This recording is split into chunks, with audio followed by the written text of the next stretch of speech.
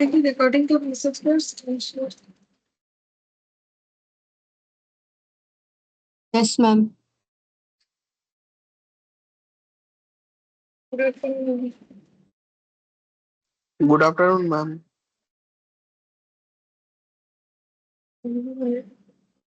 Last class में internal reconstruction का जो इलास्ट्रेशन वाला क्वेश्चन था वो कंप्लीट कर लिया था, एक्सेप्ट इलास्ट्रेशन 1 और 2 जो कि छोटा छोटा था। ठीक है, आज हम लोग ये जो प्रैक्टिकल क्वेश्चन है ये वाला करेंगे। ठीक है, 8, 9, 10, एटलीस्ट ये 3 हो जाना चाहिए, देखते कितना होता है।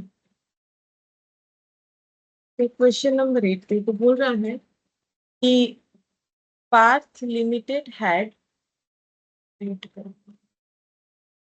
had laid down the following terms upon the sanction of the reconstruction plan by the court। ठीक है, तो जो प्लान है रिकंस्ट्रक्शन का उसके हिसाब से क्या टर्म्स एंड कंडीशन है। बोल रहा है कि furniture and fixtures which stood at the book एट 1,50,000 to be written down to 95,000। Book value furniture का 1,50,000 है, वो कम करके 95,000 तक लेके जाना। The freehold premises, which was valued at 7 lakh, showed an appreciation of 55,000। बोल रहा है कि जो फ्री होल्ड प्रीमाइसेस है जिसका वैल्यू 7 लाख जो है, ठीक है, मतलब valued at 7 lakh, showed an appreciation, मतलब वैल्यू बढ़ा के दिखाना है कितना, 55,000 ऐसे बोल रहे हैं। अच्छा, फिर बोल रहा है plant and machinery should fall in value of 89,000 से वैल्यू कम होगा to be recorded in the books.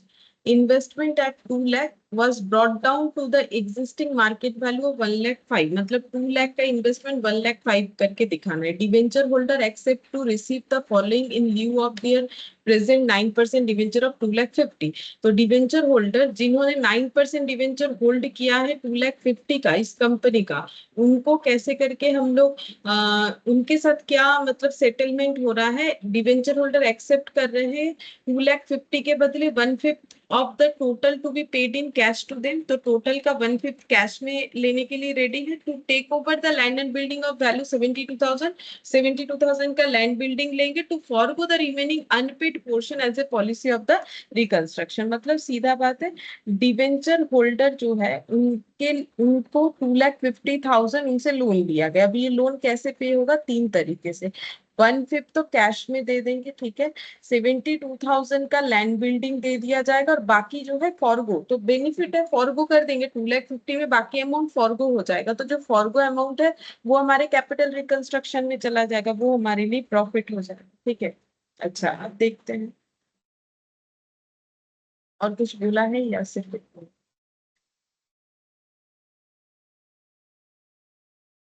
इसलिए यहाँ पर बोला है write off the profit and loss account debit balance 70,000 which had been accumulated over the year. बोल रहा है कि कुछ सालों से ये लॉस एक्यूमुलेट मतलब जमा हो रखा है, उसको हम लोग राइट ऑफ कर देंगे। डेबिट बैलेंस है तो राइट ऑफ करेंगे। ठीक है, फिर इसके बाद क्या बोला है देखते हैं। In case of any shortfall, अगर कुछ भी कम हो रहा है, the balance of the general reserve of 1,50,000 can be utilise to write off losses under reconstruction scheme.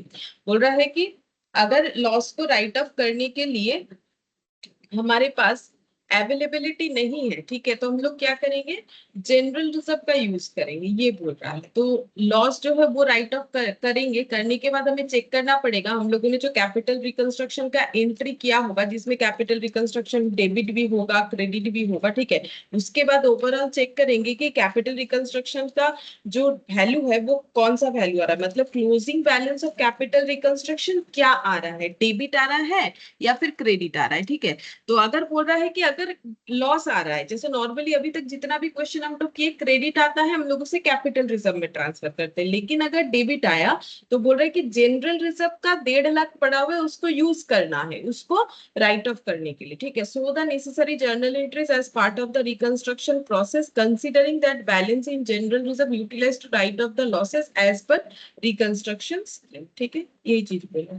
तो देखो कैसे होगा। तो यहाँ पर सिर्फ जर्नल एंट्री करना है, हम लोग को किसी तरीके का बैलेंस शीट वगैरह बनाना भी नहीं है। ठीक है, ठीक है, अच्छा जल्दी हो जाओ।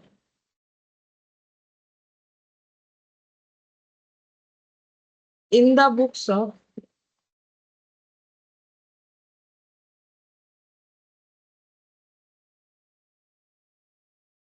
in the books of Parth Limited.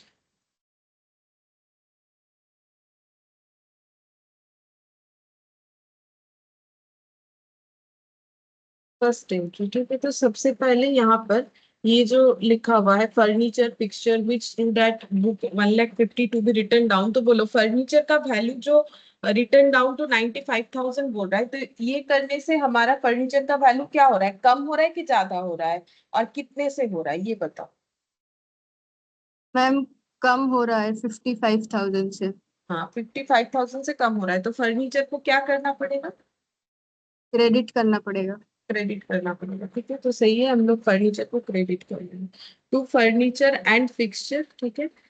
तो ऐसे हो रहा है 1,50,000 इसका बुक वैल्यू है, मतलब बैलेंस शीट में ये दिख रहा है, लेकिन इसके वैल्यू को लेके जाना है 95,000 तक, इसका मतलब 55,000 से हम लोग को कम कर देना। अच्छा, उसके बाद बोला है फ्री होल्ड वाला जो प्रीमाइसेस है which was valued at 7 lakh showed an appreciation of 55,000। तो इसमें फ्री होल्ड प्रीमाइसेस का वैल्यू क्या हो रहा है, बढ़ रहा है कि कम हो रहा है। मैम बढ़ रहा है। हाँ, बढ़ से तो कितने से बढ़ रहा है बोलो। 55,000। तो फिर एंट्री क्या होगा, मतलब free hold land and building का एंट्री क्या होगा, डेबिट या क्रेडिट। डेबिट। मैम डेबिट होगा, बढ़ रहा है। फ्री होल्ड,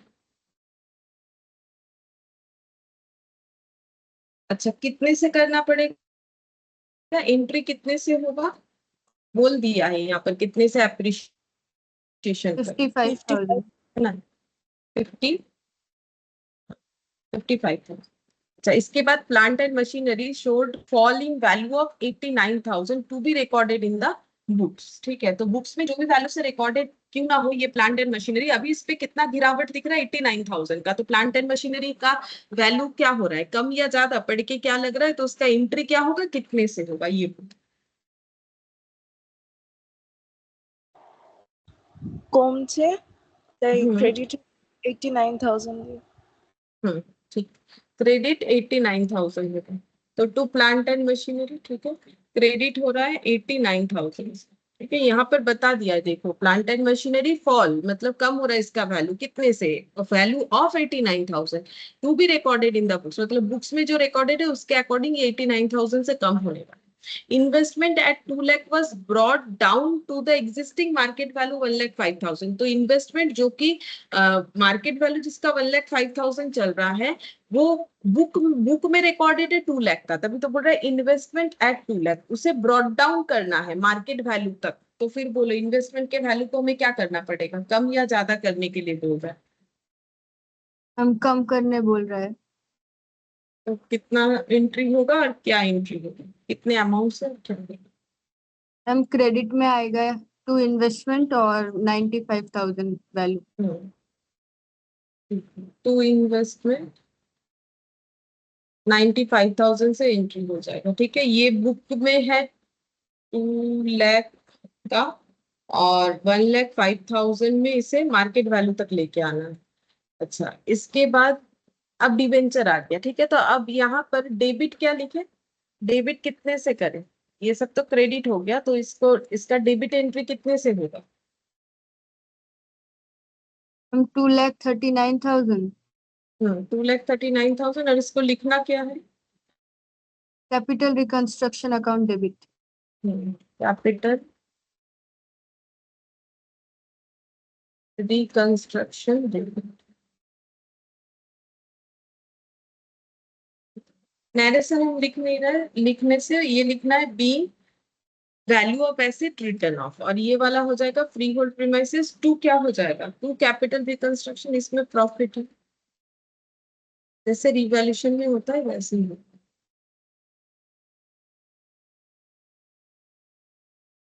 और इसमें नरेशन हो जाएगा B free hold premises value increase, ठीक है। ये हो गया। अब डिवेंचर होल्डर का, डिवेंचर होल्डर को 2,50,000 का डिवेंचर उन्होंने मतलब कंपनी ने जब इशू किया था, तो बैलेंस शीट में देखने से पता चलेगा 9% डिवेंचर है 2,50,000 का। अब इनको ये तीन तरीके से हम लोग पे ऑफ कर रहे हैं, ठीक है।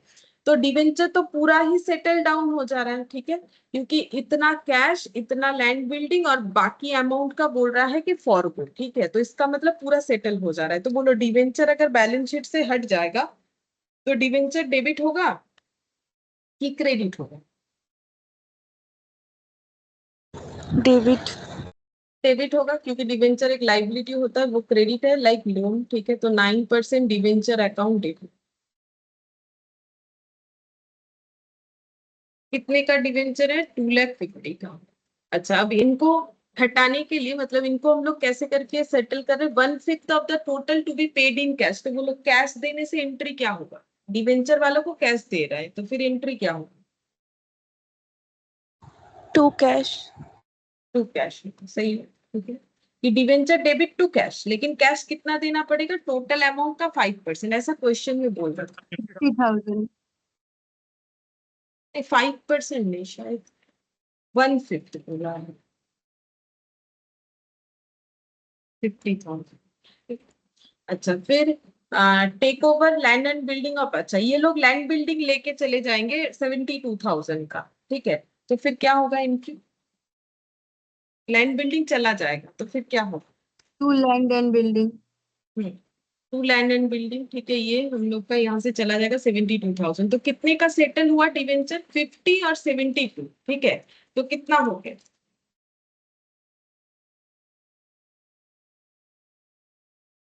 1,22,000।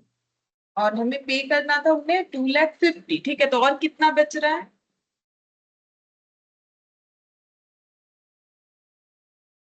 1,28,000। तो उसके लिए क्या बोला है, पढ़ के देखो। उसके लिए बोला है कि वो लोग फॉरगो कर देंगे, मतलब हमें देने के लिए मना कर रहे हैं, छोड़ दिया, जाओ जाओ छोड़ देते हैं, तो फिर ये क्या होगा?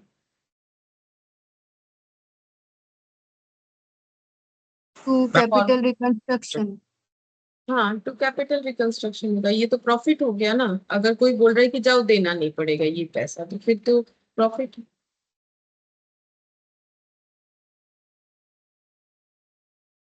अब इसमें बहुत से जन कंफ्यूज होते कि वेफ्ट कभी एंट्री कर रहे कभी नहीं। देखो ये रिकॉर्डेड लाइबिलिटी है, ये तो बुक्स में रिकॉर्डेड है 2,50,000 का, तो इसका 1,28,000 क्या हो रहा है उसका हमें एंट्री करना पड़ेगा। लेकिन ऐसा होता है जो कंटिजेंट लाइबिलिटी जो रिकॉर्डेड नहीं होता है, वो जब फॉरगो होता है तब हमें एंट्री नहीं भी करने से चलता है, ठीक है। अगर हम लोग जितना पे होता है उतने का सेटलमेंट दिखाते तो भी चलेगा, या फिर फुल रिकॉर्ड करके आफ्टर दैट सेटलमेंट दिखाते वो भी चलेगा। ऐसा मत समझो कि वेब्ड का हर बार अलग अलग हम मतलब बोल रहे हैं, नहीं, ये रिकॉर्डेड लाइबिलिटी है ऑलरेडी, ठीक है। ये वो कंटिजेंट लाइबिलिटी की तरह नहीं है कि ये रिकॉर्डेड नहीं है, ये बैलेंस शीट में ऑलरेडी रिकॉर्डेड है। अच्छा, इसका नरेशन लिखना है, being the debenture holder claim settled, ऐसे लिख सकते हो, ठीक है। अच्छा, अब इसके बाद बोला है राइट ऑफ करना है पीएल का डेबिट बैलेंस। तो बोलो पीएल का डेबिट बैलेंस राइट ऑफ करना है जो कि कुछ साल से एक्यूमुलेट हो रखा है। तो पीएल का डेबिट बैलेंस राइट ऑफ करने से पीएल क्या होगा बोलो? डेबिट या क्रेडिट? क्रेडिट होगा मैम। मैम क्रेडिट क्रेडिट होगा। होगा, ठीक है, ऑलरेडी तो डेबिट हो रखा है तो पीएल क्रेडिट हो जाएगा। और डेबिट किसको करेंगे? Capital reconstruction account. रिकंस्ट्रक्शन। हाँ, कैपिटल रिकंस्ट्रक्शन। इसमें नरेशन लिखना है बी लॉस राइट ऑफ, ठीक है। उसके बाद बोला है in case of any shortfall the balance of the general reserve 1,50,000 can be utilised to write off the losses under reconstruction scheme. अच्छा, फिर show necessary journal entries as part of the reconstruction process considering that balance in, और इसके बाद फिर से बोल रहा है कि बैलेंस जो है जनरल रिजर्व वो राइट ऑफ करेंगे losses as per reconstruction scheme. फिर से वही बात बोला है, मतलब इसको क्या करना है, अब हम लोगों को चेक करना है कि रिकंस्ट्रक्शन करके हमारा प्रॉफिट हुआ कि लॉस हुआ। तो तुम लोग कैलकुलेटर लेके चेक करो। पहली बार तो लॉस दिख रहा है 2,39,000 डेबिट, फिर 55,000 क्रेडिट, तो ये एडजस्ट करने से जो अमाउंट आएगा वो डेबिट ही रहेगा बिकॉज डेबिट अमाउंट ज्यादा है, ठीक है। फिर उसके बाद 1,28,000 क्रेडिट कर दो, फिर देखो कितना आ रहा है, फिर 70,000 डेबिट कर दो, तो ओवरऑल क्या आ रहा है, डेबिट या क्रेडिट? और कितना आ रहा है?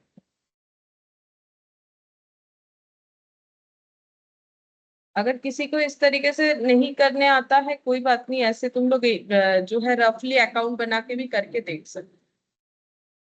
मैम 1,26,000 डेबिट आ रहा है। हाँ 1,26,000 डेबिट आ रहा है, डेबिट आ रहा है मतलब लॉस आ रहा है, ठीक है। अब हमें बोला है कि अगर लॉस आता है तो हमें जनरल रिजर्व का वैल्यू यूज कर लेना है, दो बार इस बात को बोल रखा है उस लॉस को राइट ऑफ करने के लिए। तो 1,26,000 डेबिट आ रहा है, तो अगर हम लोग जनरल रिजर्व को यूज करेंगे उस लॉस को राइट ऑफ करने के लिए, तो हमारा क्या डेबिट होगा क्या क्रेडिट होगा, दो अकाउंट तो यूज करेंगे, एक जनरल रिजर्व अकाउंट एक कैपिटल रिकंस्ट्रक्शन अकाउंट, ठीक है। लेकिन क्या डेबिट करें क्या क्रेडिट करें? Ma'am general reserve credit. General reserve तो ऑलरेडी क्रेडिट ही है, क्रेडिट जनरल रिजर्व जब क्रिएट होता है वो तो क्रेडिट ही होता है। Created- capital reconstruction debit. Capital reconstruction तो डेबिट ही है, हमें अगर उसे राइट ऑफ करना है तो फिर हमें क्या करना पड़ेगा, लॉस राइट ऑफ, जैसे अभी पीएल डेबिट था लॉस था उसे राइट ऑफ किया तो उसे क्रेडिट किया, तो सेम कंसेप्ट, क्योंकि बैलेंस करके एप्लीकेशन क्रेडिट होगा।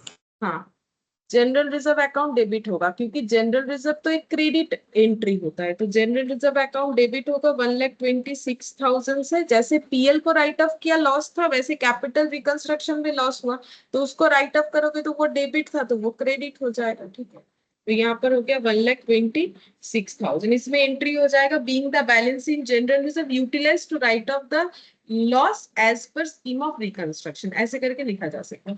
अब देखो अगर ऐसे ऐड करने में तुम लोग को प्रॉब्लम होता है, जिसको भी हो रहा है, ठीक है, तो ऐसा नहीं है कि ऐड करके ही आंसर लिखना है, तो सीधा ऐसे थोड़ा मेहनत के साथ अकाउंट बना लो, ठीक है। जैसे ये capital reconstruction debit to furniture fixture to plant machinery to investment, तो ऐसे लिखना है, दिखा देते कैसे कर सकते हो। टू फर्नीचर फिक्सचर, ठीक है, जिनको भी ऐड करने में नहीं समझ में आ रहा है तो हम उनके लिए एक बार बता देते हैं। To plant and machinery to investment, ठीक है। तो 5589 ऐसे कुछ अमाउंट है, 5589 और एक है हम लोग का 95, चेक कर लेते हैं। ठीक है। फिर 9% डिवेंचर टू कैपिटल रिकंस्ट्रक्शन, तो क्या लिखना पड़ेगा, बाई 9% डिवेंचर, लेकिन एंट्री कितने से होगा, एंट्री कितने से होगा, अमाउंट कितना लिखा, 1,28,000, ठीक है।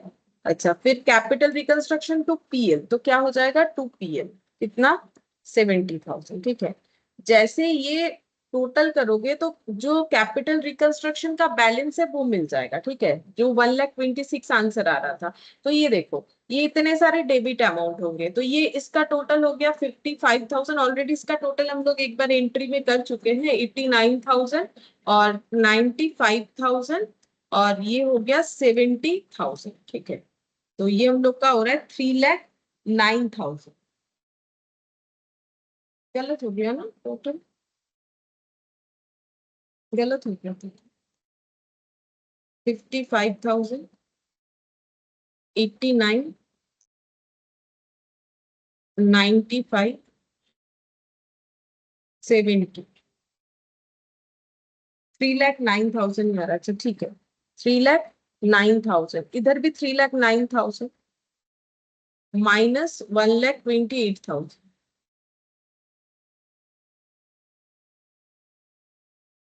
ओ अच्छा मैंने कुछ और नहीं लिखा है शायद, ओ ये फ्री होल्ड वाला प्रीमाइसेस, ये 55,000 ये नहीं लिखा, ओ अच्छा 255,000 है, फर्नीचर फिक्सचर भी है और फ्री होल्ड प्रीमाइसेस भी है, वो नहीं लिखा। अच्छा ये यहाँ भी एक 55,000 है, ठीक है। तो यहाँ पर माइनस कर लेते हैं और एक बार 55,000, तो ये हम लोग का आ रहा है 1,26,000, ठीक है। तो इधर 1,26,000 आ गया, तो ये मेरा क्या आ गया, ये मेरा डेबिट साइड में आया, क्योंकि देखो मेरा ये डेबिट और ये क्रेडिट लेजर का, ठीक है। तो ये जो भी था ये सब देखो, ये वाला टोटल ये वाला टोटल अगर देखा जाए तो 1,28,000 देखो हमारा प्रॉफिट था, क्योंकि डिवेंचर होल्डर 1,28,000 हमारा गिव अप कर दिया, 55,000 जो है ये भी हमारा एसेट का वैल्यू बढ़ा, ये सब लॉस था, तो 3,09,000 का लॉस है और प्रॉफिट इतना है, तो जो आंसर आया वो लॉस आएगा कि प्रॉफिट, मतलब लेजर पोस्ट करके समझ में आ रहा है ना। देखो furniture fixture plant machinery investment, ये तीनों का वैल्यू कम हुआ था, ठीक है। तो इसका मतलब ये तीनों मेरा लॉस है, लॉस को राइट ऑफ करते हैं तो वो भी तो मेरा लॉस ही है। तो 3,09,000 का लॉस और प्रॉफिट कितने का हुआ, इस स्कीम में इतना हुआ, तो ये वाला जो डेटा निकल के आया ये तो मेरा लॉस निकल के आया, ठीक है। ये जो मेरा बाई बैलेंस सीडी आया, मान लो ये तो मेरा लॉस निकल के आया 1,26,000। कैपिटल रिकंस्ट्रक्शन में मेरा लॉस हुआ है। अब मुझे क्वेश्चन में बोला है इस लॉस को हम लोग कैसे एडजस्ट कर सकते हैं, बोल रहा है कि जनरल रिजर्व से एडजस्ट कर दो, ठीक है। तो कैसे करके होगा, जैसे मान लो कि जनरल रिजर्व अकाउंट है, ठीक है, इसका ओपनिंग किधर जाता है, बाई बैलेंस बोल के आएगा क्योंकि एक लाइबिलिटी आइटम है। तो इसका जनरल रिजर्व में कितना है, 1,50,000 पड़ा हुआ है, ठीक है। इसमें से हम लोगों को कितना वैल्यू लेना पड़ेगा, 1,26,000, ताकि हम लोग कैपिटल रिकंस्ट्रक्शन के लॉस को राइट ऑफ कर सके। तो जनरल रिजर्व से पैसा यूटिलाइज करेंगे तो जनरल रिजर्व डेबिट हो जाएगा टू कैपिटल रिकंस्ट्रक्शन हो जाएगा, ठीक है। कितना, 1,26,000 से। उसके बाद जनरल रिजर्व है, बाकी अमाउंट बच जाएगा टू बैलेंस सीडी करके, जितना आएगा उतना। अब यहाँ हमें बैलेंस शीट बनाने नहीं दिया, अगर बैलेंस शीट बनाने देता तो हमें चेक करना पड़ता, ठीक है, कि कितना अमाउंट जो है जनरल रिजर्व में हमें लिखना पड़ेगा, बैलेंस शीट में हुआ तो दिख रहा है ये लॉस आया। अगर प्रॉफिट आता तो हम लोग कैपिटल रिजर्व बोल के दिखाते हैं, और लॉस आने से क्या करना पड़ता है, याद है, देखो लॉस आने से हमें कैसे एडजस्ट करना पड़ेगा, हम लोगों ने पहले दिन लिखा था ये वाला चीज। ये देखो, एडजस्ट विद कैपिटल रिजर्व, पहला अगर हमारे पास बैलेंस शीट में अवेलेबल है, जो कि इस क्वेश्चन में अवेलेबल नहीं है, सिक्योरिटीज प्रीमियम अवेलेबल नहीं है, जनरल रिजर्व अवेलेबल है, ठीक है, या फिर पीएल का क्रेडिट बैलेंस। बाकी देखो यहाँ पर क्वेश्चन में स्पेसिफिकली बोल दिया है कि लॉस को जनरल रिजर्व से ही मुझे राइट ऑफ करना है, ठीक है। तो इसका मतलब यहाँ पर बाई बैलेंस सीडी नहीं लिख के, अगर बाई डायरेक्टली क्या लिखा जा सकता है, बोलो, बाई बैलेंस सीडी ना लिख के हम लोग डायरेक्टली क्या लिखने से होगा, बोल सकते हो, लो क्या लिखने से होगा, ये एंट्री बोलो ना। ये मैंने दो पार्ट में दिखाया, अगर इसको एक ही जगह पे दिखाते तो इसको, इस लॉस को क्या लिखते यहाँ पर, किसके थ्रू से इसे राइट ऑफ कर, अरे इसका पोस्टिंग करो ना।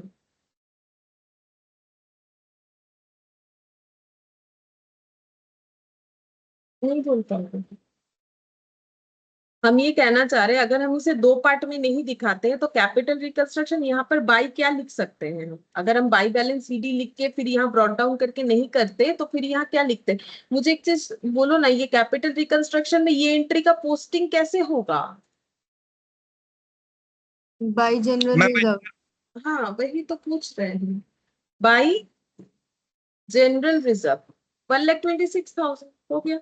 तो बोलो ये एंट्री समझ में आ गया, ये लास्ट वाला, अगर किसी को भी कोई इशू था तो समझ में आ गया मुझे बोलो, यस मैम। ठीक है। तो हमेशा लॉस राइट ऑफ करने अगर बोलेगा, ठीक है, तो लॉस जो है वो डेबिट होता है, उसे राइट ऑफ करोगे, क्रेडिट होता है, देखो हम ये बार बार बोल रहे हैं, ठीक है। तो ये तुम लोग को याद, क्या मतलब समझ के, तो ये याद रखना ही पड़ेगा ना। और जनरल रिजर्व पहले देखो कि जो अकाउंट को हमें यूज करने बोल रहे हैं वो अकाउंट ऑलरेडी क्या है, क्रेडिट है कि डेबिट। जैसे तुम लोग बोल रहे हो कि एसेट का वैल्यू कम हो गया तो उसे क्रेडिट कर रहे हो, क्यों, क्योंकि एसेट ऑलरेडी डेबिट होता है, तो अगर डेबिट को कम करना है तो फिर वो क्रेडिट करना पड़ेगा, ठीक है। जैसे मैथ्स में प्लस माइनस कर सकते हैं, तो यहाँ पर तो प्लस माइनस का रूल्स डेबिट या क्रेडिट हुआ ना, तो उस तरीके से, ठीक है। तो ये वाला देखो हम लोग का बन गया क्वेश्चन, ठीक है, इसमें तो कोई बैलेंस शीट था नहीं। अब हम लोग क्वेश्चन नंबर 9 कर लेते हैं। तो ये वाला जो है अगर नहीं कर पाते हो एडजस्ट करके कैलकुलेटर में, तो ऐसे करके कर सकते हैं, ठीक है। ये अकाउंट ना, the following scheme of reconstruction has been approved for Win Limited. The shareholder to receive in lieu of their present holding at 1 lakh shares of 10 each the following. तो shareholder को क्या मिलेगा, in lieu of their present holding, मतलब currently share holding है कितना, 1 lakh shares का 10 each करके। तो currently इस कंपनी का कितना शेयर कैपिटल है, मैम 10 लाख। 10 लाख, ठीक है। अच्छा, फिर बोल रहा है इनको क्या दिया जाएगा, उसका डिटेल्स दिया है, मतलब यहाँ लैंग्वेज पढ़ो, the shareholder to receive in due of their present holding 1 lakh shares of 10 each the following, मतलब ये नीचे का जो पॉइंट 1 2 करके दिया हुआ है ना, ये इनको प्रेजेंटली मिलेगा, ठीक है। क्या मिलेगा, new fully paid 10 equity shares equal to 3/5 of their holding. इसका मतलब इनका जो भी होल्डिंग है उसका 3/5, उसका 3/5 शेयर मिलेगा 10 रुपए वाला। तो बोलो कितना शेयर मिलेगा? नंबर, 6 लाख। हाँ 6 लाख हो गया कैपिटल, नंबर के हिसाब से 1 लाख का 3/5, ठीक है। तो 1 लाख का 3/5 करने से कितना आएगा? 60,000 आएगा शायद, अगर 6, 60,000। हाँ 6 लाख आंसर आ रहा है तो 60,000 आएगा। तो बोल रहा है कि पुराने शेयर्स के बदले नए शेयर्स दिए जाएंगे, तो जिसका भी होल्डिंग जितना है उसका 3/5 दिया जाएगा, ठीक है। तो फिर कंपनी को इशू कितना करना पड़ेगा? कंपनी तो देखेगा कि मेरा टोटल, मेरे यहाँ बुक्स ऑफ अकाउंट्स में होल्डिंग दिख रहा है 1 लाख का, तो 1 लाख का मुझे 3/5 इशू करना पड़ेगा, क्योंकि मैंने ये स्कीम किया है। लेकिन इसमें शेयर का वैल्यू इन्होंने चेंज नहीं किया, नॉर्मली चेंज होता है 10 रुपये ही रखा है, लेकिन और भी कुछ मिलेगा, ठीक है। और क्या बोला है? 10% preference shares fully paid to the extent of 1/5 of the above new equity share. इस लाइन का मतलब देखो, इस लाइन का मतलब बोल रहा है 10% प्रेफरेंस शेयर्स दिया जाएगा, ठीक है, फुल्ली पेड वाला। लेकिन किनको दिया जाएगा? To the extent of 1/5 of the above new equity share, ठीक है। न्यू जितने इक्विटी शेयर इशू हो रहे हैं उसका 1/5 करने से जितना होगा उतना प्रेफरेंस शेयर दिया जाएगा, ठीक है। इस इंग्लिश का मतलब ये है, to the extent of 1/5 of the above new equity share. तो बोलो ऊपर कितने सारे इक्विटी शेयर इशू हुए?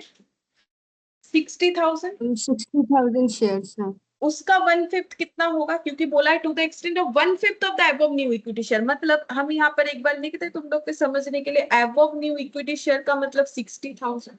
अब लाइन को फिर से पढ़ो। 10% प्रेफरेंस शेयर्स फुल्ली पेड दिया दिया जाएगा to the extent of 1/5 of the 60,000, इसका मतलब तो 1/5 ऑफ द 60,000 कितना होता है? 12,000।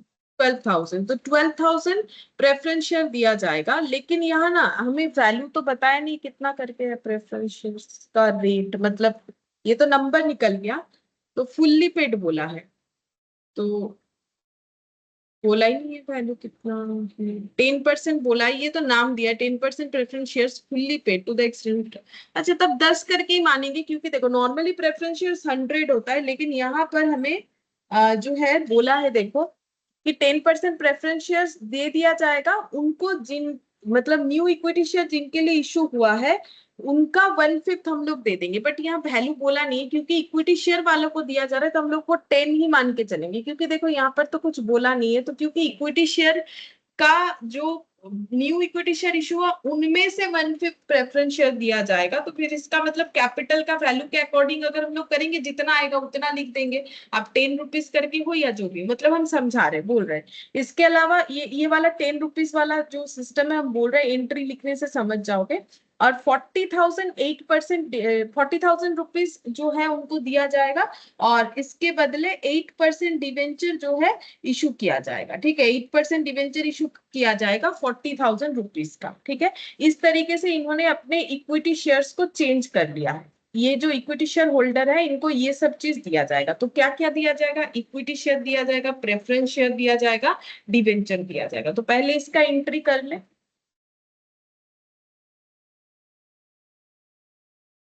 अच्छा सबसे पहले बोलो, पुराना वाला इक्विटी शेयर खत्म हो जाएगा, बदले में ये 3 चीजों में कन्वर्ट होगा, ठीक है। जो पुराना इक्विटी शेयर है, ये देखो, जो पुराना इक्विटी शेयर है, यहाँ पर हुआ क्या, जो पुराना इक्विटी शेयर है उसमें से कुछ इक्विटी शेयर रहा, कुछ प्रेफरेंस शेयर हो जाएगा और कुछ डिबेंचर बन जाएगा, यही बोला है, ठीक है। तो पुराना इक्विटी शेयर खत्म, ये और ये एग्जिस्ट करेगा। तो जब पुराना इक्विटी शेयर खत्म हो जाएगा तो उसके लिए एंट्री क्या होगा, पहले ये बोलो। Equity share capital account debit. Debit होगा, क्योंकि कैपिटल क्रेडिट होता है, कैपिटल चला जाएगा तो डेबिट होगा। उसका वैल्यू कितना होगा? पुराना इक्विटी शेयर कितना है? Ma'am 1 lakh into 10 lakh. तो यहाँ पर लिखेंगे, सही हुआ है, यहाँ पर लिखेंगे equity share capital account debit, ठीक है। 1 लाख क्या है? नंबर, ठीक है, इंटू रुपीज 10, तो ये हो जाएगा 10 लाख। अब स्कीम को पढ़ो। बोल रहा है कि न्यू फुल्ली पेड 10 रुपीज वाला इक्विटी शेयर इशू किया जाएगा, जो कि बराबर होना चाहिए 3/5 ऑफ देयर होल्डिंग, ठीक है। तो जब नया इक्विटी शेयर इशू होगा तो एंट्री क्या होगा, पहले ये बोलो, फिर अमाउंट तो पूछा ही था एक बार, तो एक बार एंट्री बताओ क्या है।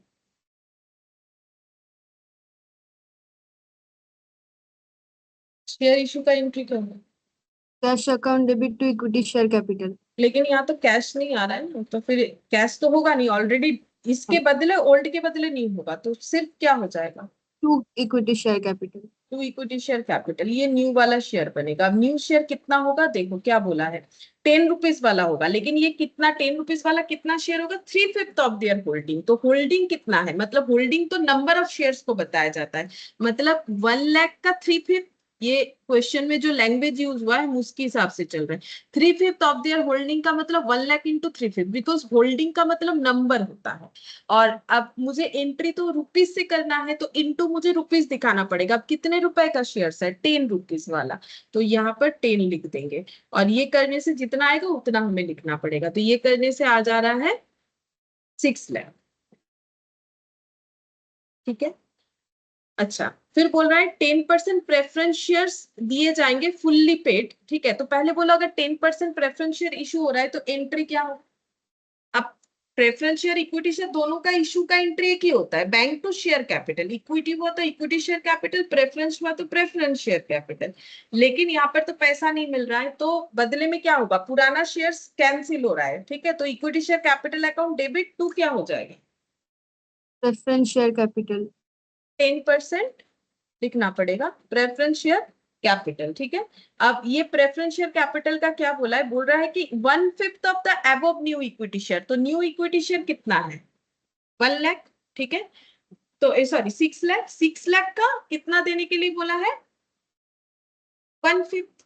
देखो 1/5। क्लियरली, हाँ 6 लाख का 1/5। तो हम लोग क्या करेंगे यहाँ पर? सिंपल 6 लाख इंटू 1/5 कर देंगे, तो कितना हो जाएगा? उतना ही हमें इशू कर देना। बोलो कितना? 1,20,000। 1 लाख। ठीक है, तो हमें यहाँ पर अमाउंट नहीं पता, तो उससे कोई फर्क नहीं पड़ता है। हम लोग को बोला है कि ये एवम न्यू इक्विटी शेयर्स जितने सारे इशू है उसका 1/5 होना चाहिए, तो हम लोगों ने कैपिटल का ही 1/5 कर दिया। मतलब ये प्रेफरेंस शेयर्स का रेट भी 10 के ऊपर ही डिसाइड हो रहा है। या फिर चाहो तो इस तरीके से भी कर सकते हो, वो भी ठीक होगा।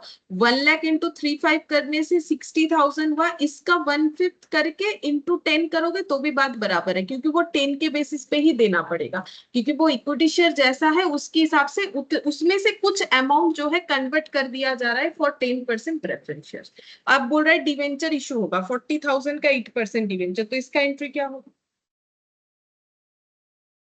2 डिवेंचर होगा, 8% डिवेंचर 40,000। 8% डिवेंचर 40,000। ठीक है, तो अब ये जो पुराना कैपिटल था उसको ऐसे करके सेटल डाउन किया गया, तो क्या डेबिट क्रेडिट मैच हो जा रहा है? देखो, या फिर कुछ बच रहा है?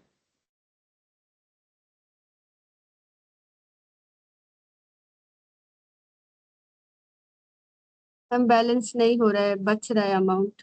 कितना बच रहा है बोलो? क्रेडिट साइड बच रहा होगा, कितना बच रहा है? हाँ, 2,40,000। 2,40,000 बच जा रहा है, तो इसको हम लोग क्या बोलेंगे?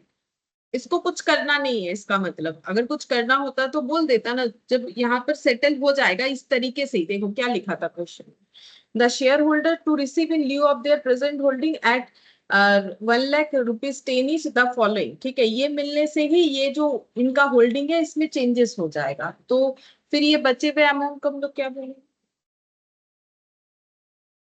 To capital reconstruction. हाँ, ये हमारे लिए प्रॉफिट हो गया। मतलब कैपिटल तो लाइबिलिटी होता है, इस लाइबिलिटी का सेटल डाउन अप टू इतना तक हुआ, ये 3 फॉर्म में। तो जो सेटल डाउन नहीं करना पड़ा वो हम लोग का प्रॉफिट है, टू कैपिटल रिकंस्ट्रक्शन। बोलो समझ में आया? Yes ma'am.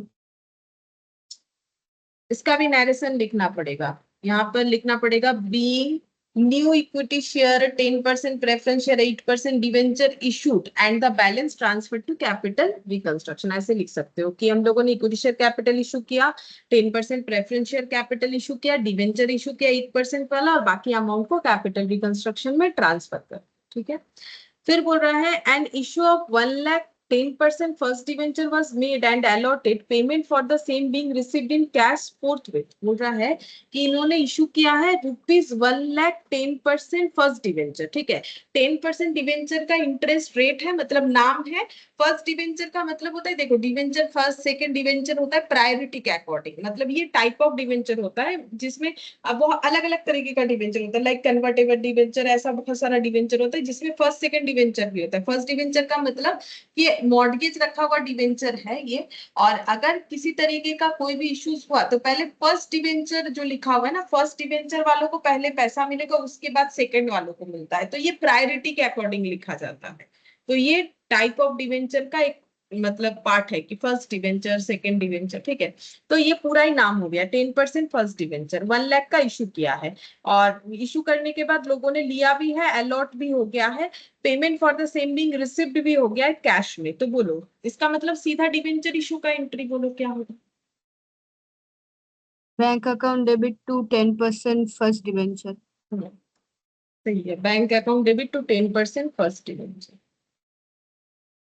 Being debenture issued.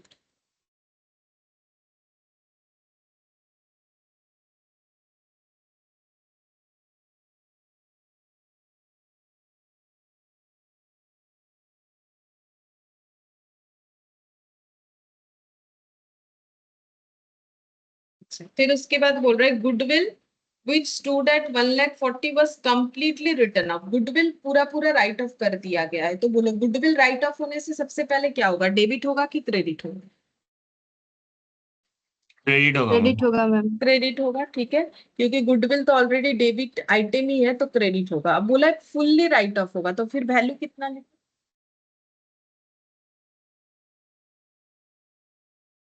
1,40,000 पे है। 1,40,000 में। हाँ 1,40,000 लिखेंगे ना कंप्लीटली, तो फिर वैल्यू हमें ढूंढना नहीं है ना, देखो 1,40,000 पूरा ही लिखना पड़ेगा, कंप्लीटली राइट ऑफ।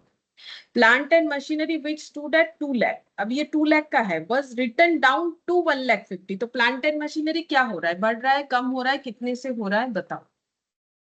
मैम कम हो रहा है 50,000। सही है, 50,000 से कम हो रहा है। तो plant and machinery 2,00,000 minus 1.5 lakh ऐसे लिख दिया है मैंने, 50,000 से ये कम हो रहा है, तो इसको भी मैंने कर। फिर फ्री होल्ड प्रॉपर्टी जो कि 150 का है वाज रिटन डाउन बाय 50,000। तो बोलो फ्री होल्ड प्रॉपर्टी क्या हुआ है, कम हुआ है कि ज्यादा हुआ है? कम हुआ है। कितने से बोलो सही है? 50,000। हाँ रिटर्न डाउन बाय 50,000 बोल ही दिया है, 50,000 से कम हुआ है। मतलब अगर बैलेंस शीट होता इस क्वेश्चन में, तो इसके बाद रिकंस्ट्रक्शन के बाद फ्री होल्ड प्रॉपर्टी कितने का दिखता बैलेंस शीट में बोलो? मैम 1,00,000। हाँ 1,00,000।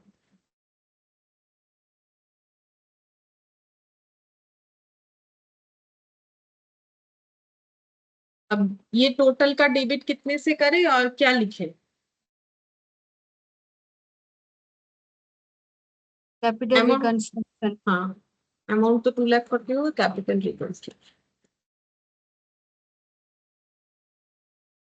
बीइंग एसेट राइट ऑफ, ठीक है, या फिर बीइंग एसेट रिड्यूस्ड ऐसे भी लिखा जा सकता है। अच्छा फिर नेक्स्ट देखते हैं, बस और कुछ है ही नहीं। अच्छा you are required to draw up the necessary journal entries in the books of Will Limited for the above transaction suitable narration. अच्छा देखो छोटा सा क्वेश्चन, तो यहाँ बोला था नरेशन जरूर से लिख के दिखाने के लिए, तो ठीक है तुम लोग नरेशन लिखना। और वैसे भी देखो इस क्वेश्चन में हमें नरेशन बोले या ना बोले हमें हमेशा लिखना चाहिए। हाँ अगर क्वेश्चन में स्पेसिफिकली ऐसे बोल दे कि नरेशन का जरूरत नहीं है, तब मेहनत मत करो, तब टाइम वेस्ट करने का जरूरत नहीं, अदरवाइज नरेशन लिखना। तो ये हम लोग का बन गया, ठीक है, ये वाला क्वेश्चन देखिए। फिर नेक्स्ट देखते हैं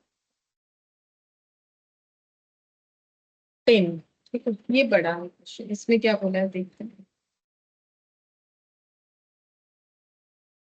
Green Limited had decided to reconstruct the balance sheet since it has accumulated huge losses। क्योंकि इसका बहुत ज्यादा लॉस हो रहा है ग्रीन लिमिटेड का, तो ग्रीन लिमिटेड क्या चाह रहा है कि वो अपना लॉस को जो है ठीक कर ले। The following is the balance sheet of the company as 31 March before reconstruction, मतलब रिकंस्ट्रक्शन करना चाहता है। Equity and liability, share holder, share capital, ये पीएल का ही डेबिट बैलेंस दिखेगा, ये देख लेंगे। शेयर कैपिटल क्या दोनों तरीके का है या फिर एक ही तरीके का है। लॉन्ग टर्म बोरिंग नोट्स बना हुआ है। ट्रेड पेबल तो दिख ही रहा है 5 लाख। प्रॉपर्टी प्लांट इक्विपमेंट में नोट्स बना हुआ है, देखना पड़ेगा। इंटेंजिबल एसेट, अच्छा शेयर कैपिटल ऑथराइज दे दिया है 1,50,000 equity shares of 50 each. Issued, subscribed and paid up capital. देखो ये जो मेथड है ये हम फॉलो करने बोल रहे हैं ना, ये हमेशा फॉलो करना चाहिए, चाहे तुम लोग के यहाँ पर मैट में आंसर कैसा भी क्यों ना हो, ठीक है। ऑलवेज फॉलो करके ही तुम लोग को आंसर लिखना चाहिए। Authorise, issued, subscribed and paid up, तो यहाँ पर दे दिया है इशूड और इक्विटी शेयर्स। अच्छा हाँ, यहाँ एक समझने वाला चीज है, ठीक है। ये पूछते हैं, बोल रहा है कि टोटल 1,50,000 शेयर इशू करने का ऑथोरिटी है। सिर्फ इक्विटी शेयर का ही हमें बताया, शेयर 50 रुपए वाला है, ठीक है। तो यहाँ 10 रुपए वाला क्वेश्चन नहीं है, नॉर्मली 10 होता है, तो इसलिए मैंने एक बार बता दिया, देख लो ध्यान से, 50 रुपए वाला है। 1,50,000 में से 50,000 इक्विटी शेयर इन्होंने पहले इशू किया था, 50 रुपए वाला, और शेयर कैपिटल इतना दिख रहा है, तो पूरा फुल्ली पेड है। कैसे? 50,000 इंटू 50 करके देख लो, 25 लाख होता है। तो इसका मतलब ये जो 50,000 का शेयर इशू हुआ था ये फुल्ली पेड है। अब उसके बाद फिर इन्होंने 1 लाख का भी शेयर इशू किया 50 रुपीज वाला, लेकिन बोल रहा है 40 पेड अप है, मतलब 10 रुपीज कंपनी बाद में कॉल करेगी। ऐसा होता है ना कि ये अनकॉल्ड कैपिटल का अमाउंट हो गया, कॉल्ड अप हो गया 40, मतलब ये फुल्ली पे कॉल नहीं है, ठीक है, या फिर फुल्ली पेड अप भी नहीं है, क्योंकि 40 तक कंपनी ने कॉल किया था तो 40 तक पेड अप है। तो इसका मतलब कंपनी और 10 रुपए का कॉल कर सकती है, कंपनी के पास राइट्स है, जब भी जरूरत पड़े तो वो कर सकती है। और ये देख लो 40 इंटू 1 लाख करके यहाँ 40 लाख शेयर कैपिटल दिख रहा होगा, तो टोटल शेयर कैपिटल 65 लाख। फिर बोल रहा है रिजर्व एंड सरप्लस में डेबिट बैलेंस पीएल का, मैंने बोला यही दिखेगा और कुछ दिखेगा नहीं। लॉन्ग टर्म बोरिंग में 12% फर्स्ट डिवेंचर है, 12% सेकंड डिवेंचर है, दो तरीके का डिवेंचर। मैंने अभी भी बताया ना, फर्स्ट सेकंड इस तरीके का नाम होता है। और ये देखो सिक्योर्ड भी है, मतलब मॉर्टगेज है। फिर बोल रहा है प्रॉपर्टी प्लांट इक्विपमेंट में बिल्डिंग है, प्लांट है, कंप्यूटर है, इंटेंजिबल एसेट में गुडविल है। The following is the interest of mister X and mister Y in Green Limited. Green Limited मतलब जिसका रिकंस्ट्रक्शन होने वाला है, उसमें एक्स और वाई बोल के दो पर्सन है, इनका इंटरेस्ट बिलोंग कर रहा है। क्यों कर रहा है? बिकॉज मिस्टर एक्स का देखो डेटा यहाँ पर और मिस्टर वाई का देखो। मिस्टर एक्स ने ये देखो 12% first debenture 3 lakh, 12% second debenture 7 lakh और ट्रेड पेबल, मतलब मिस्टर एक्स जो है इस ग्रीन लिमिटेड का डिवेंचर होल्डर है। 12% फर्स्ट डिवेंचर, 12% सेकेंड डिवेंचर और ट्रेड पेबल मतलब क्रेडिटर भी है, ठीक है। तो मिस्टर एक्स और मिस्टर वाई इन दोनों का इसीलिए इंटरेस्ट है क्योंकि ये दोनों को कंपनी से पैसा मिलेगा। एक तो इन्होंने डिवेंचर इशू किया था जब इस कंपनी ने पैसा देके डिवेंचर खरीदा था, और दूसरा जो है इन्होंने कंपनी का क्रेडिटर भी इन्होंने, मतलब ये कंपनी के क्रेडिटर भी है, ठीक है। मतलब कंपनी को इन्होंने कुछ सप्लाई किया होगा, सप्लायर या क्रेडिटर, ठीक है, जो भी रीजन है। तो ट्रेड पेबल यानी बिजनेस के रीजन से ही है। फुल्ली पेड अप 50 शेयर्स, तो ये शेयर होल्डर भी है। अच्छा ये शेयर होल्डर भी है, देखो इसके कॉलम में लिखा हुआ है 3 लाख शेयर्स इन्होंने होल्ड किया, इन्होंने 2 लाख शेयर्स होल्ड किया है 50 रुपीज वाला। पार्टली पेड अप शेयर्स जो है उसमें भी इनका हिस्सेदारी, मतलब कंपनी ने दो बार शेयर इशू किया था ना, एक बार 50,000 एक बार 1 लाख। तो जब 50,000 शेयर इशू किया था उसमें से इन्होंने 3 लाख का कैपिटल रेज करवाया, मतलब इन्होंने कितना शेयर खरीदा होगा 3 लाख बाई 50 करने से ही पता चल जाएगा 50,000 में से इन्होंने कितना खरीदा होगा, कितना होगा 6,000।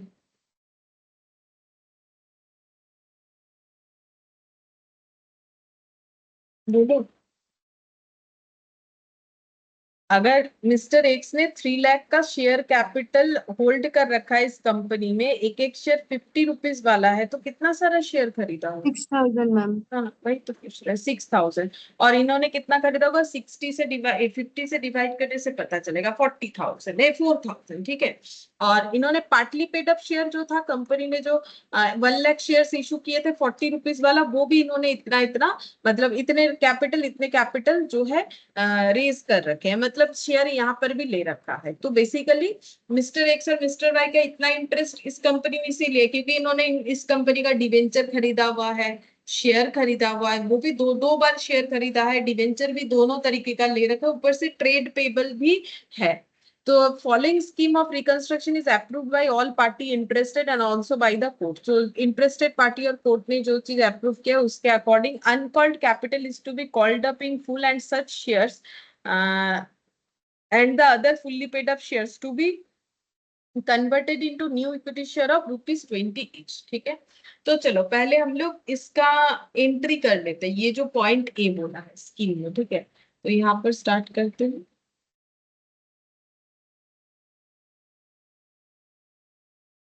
Journal entries in the books of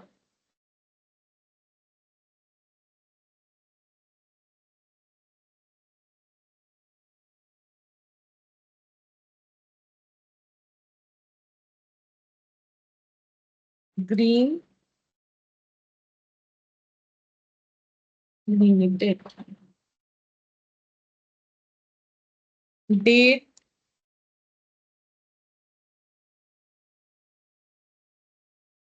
particulars debit credit.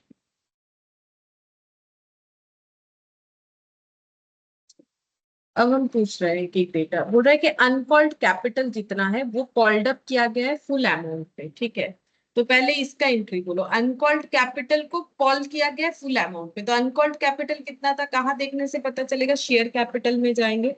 तो ये रहा issued, subscribed and paid up. तो बोलो अनकॉल्ड कैपिटल कितना है, एक एक शेयर पे अनकॉल्ड कैपिटल का अमाउंट कितना है, ऑलरेडी हम बता 10 चुके। rupees.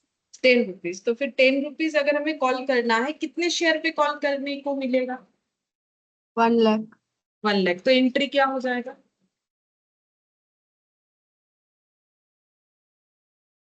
Bank account debit to equity share capital. Bank account debit to equity share capital.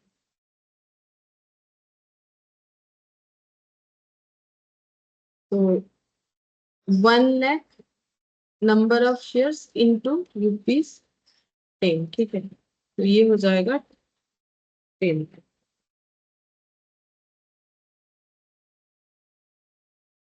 अच्छा, ये करते ही ये शेयर कैपिटल का अमाउंट कितना हो जाएगा बोलो तो, जो 40 लाख दिख रहा था वो कितना हो गया, 50 lakh हो जाएगा. 50 लाख हो जाएगा। ठीक है, इस बात को समझना है, क्योंकि अभी नहीं तो नहीं समझ में आएगा जब बैलेंस शीट बनाओगे कि क्या हो रहा है।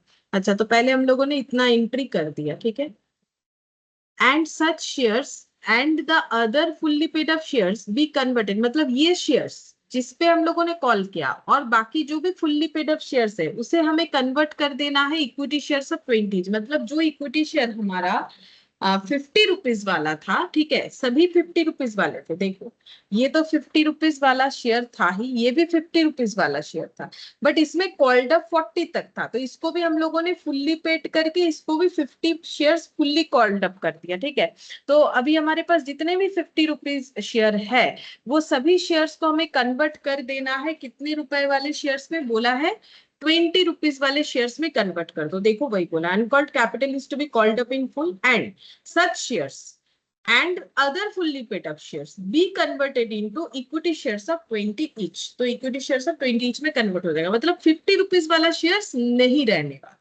तो अब बोलो एंट्री क्या होगा, अगर 50 रुपीज वाला शेयर नहीं रहेगा तो पहले उसका एंट्री बताओ। Ma'am equity share capital account debit 50 हाँ रुपीज। हाँ, equity share capital account debit 50 rupees वाला नहीं रहेगा, ये ओल्ड। ठीक है, 50 रुपीज वाला शेयर नहीं रहेगा। 50 रुपीज वाला हमारे पास कितना शेयर्स है बताओ, number of shares. Ma'am, 1,50,000.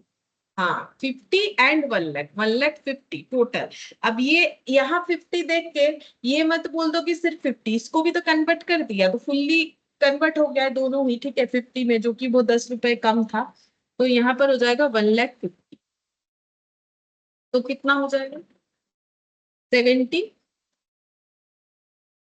Lakh, ये चला जाएगा और बदले में न्यू शेयर्स बनेगा 20 रुपीज वाला। तो उसका एंट्री क्या होगा, 2 ma'am to equity share equity share capital, capital 20. हाँ, to equity share capital 20 rupees वाला इनटू नंबर कितना होगा। तो हमें तो बोला नहीं कि कोई कैपिटल वगैरह में चेंज है, हमें सिर्फ बोला है 50 वाला 20 में हो जाएगा। तो नंबर कितना रहेगा फिर, नंबर ऑफ शेयर्स मैम 1,50,000। 1,50,000 रह जाएगा क्योंकि हमें तो कुछ चेंजेस बोला नहीं है। तो 1,50,000 इंटू 20 कितना हो जाएगा? 30 लाख। अच्छा, और बाकी कुछ टू नहीं कैपिटल करना है। रिकंस्ट्रक्शन। हाँ, टू कैपिटल रिकंस्ट्रक्शन, बाकी हम लोग का फिर प्रॉफिट हो जाएगा। कितना प्रॉफिट होगा? 30 रुपीज करके एक एक शेयर, 45। 45 लाख। इसका एंट्री कर नरेशन कर लेना है, being equity shares of 50 reduce to 20 ऐसे बोल के लिख सकते हैं। अच्छा, फिर यहाँ पर mister x to cancel 7 lakh of his total date other than share amount. चलो चेक करते हैं कि other than share amount mister X का टोटल डेट 7 लाख है कि नहीं है। Sorry, mister x to cancel 7 lakh of his total date other than share amount. तो अदर देन शेयर अमाउंट उनका टोटल डेट है 12 लाख। इसमें से ये कितना जो है कैंसिल कर रहे हैं? 7, ऐसा बोला है, ठीक है, क्योंकि शेयर अमाउंट ये आ जाएगा। इसके अलावा जितना भी डेप्ट है उसमें से 7 लाख ये जो है कैंसिल कर रहे हैं। फिर बोल रहा है, और इसके बाद बोल रहा है एंड टू पे 2 लाख टू द कंपनी। अच्छा, एक तो डेप्ट कैंसिल कर रहे हैं, मतलब जो भी टोटल इनको मिलने वाला था कंपनी से उसमें से 7 लाख ये कैंसिल कर रहे हैं, और जो है 2 लाख रुपए कंपनी को और दे रहे हैं। And to receive new 14% first debenture for the balance amount, और बचे हुए अमाउंट के लिए वो 14% फर्स्ट डिवेंचर और एक्सेप्ट कर रहे हैं। ठीक है, अब ऐसा क्यों कर रहे हैं पता नहीं, बट कर रहे हैं। ठीक है, मतलब इनको वैसे इस कंपनी से पैसा मिलने वाला था, ये उल्टे का कंपनी को और 2 लाख दे रहे हैं और 14% का डिवेंचर भी एक्सेप्ट कर रहे हैं, और अपना लाइबिलिटी का 7 लाख तक कम कर रहे हैं। ठीक है, अच्छा, तो सबसे पहले हम लोग इसको थोड़ा एंट्री को देखो, ये ऑलरेडी रिकॉर्डेड ही है, यहाँ पर दिख रहा है, लेकिन हम लोग एक बार रिकॉर्ड करते हैं कि मिस्टर एक्स का अदर देन शेयर कितना लाइबिलिटी है। ठीक है, तो उसको हम लोग रिवर्स करेंगे, मतलब जैसे हम लोग ड्यू एंट्री करते हैं ना कि मुझे ये अमाउंट पे करना है। ठीक है, तो हम लोग कैसे ड्यू एंट्री करेंगे? मिस्टर एक्स को जब देना है तो कैसे ड्यू एंट्री करेंगे? ये देखो, तो इन्होंने अपना लाइबिलिटी टोटल में से 7 लाख, अब 7 लाख कौन सा है वो हमें नहीं पता, मतलब ऐसा नहीं बोल सकते हो कि ये वाला खत्म कर रहा है, ऐसा तो मैं बोला नहीं है कि 12% सेकेंड डिवेंचर, ये टोटल में से 7 लाख कैंसिल कर रहा है। ठीक है, अब उसके लिए हमें पूरा एंट्री दिखाना पड़ेगा, तो हम लोग कैसे लिखेंगे? ये देखो, हम लोग सभी लाइबिलिटी को खत्म करके दिखाएंगे। 12% फर्स्ट डिवेंचर अकाउंट डेबिट। ठीक है, तो इनका डिवेंचर को हम लोग कर रहे हैं कैंसिल, कितना? 3 लाख। एक बार देखो एंट्री, फिर उसके बाद हम फिर डिस्कस कर देंगे अगर नहीं समझ में आएगा, थोड़ा अलग है। 12% second debenture,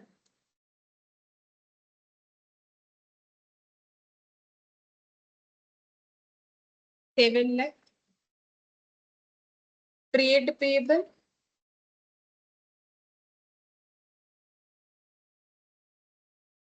2 lakh to X, mister X, 12 lakh.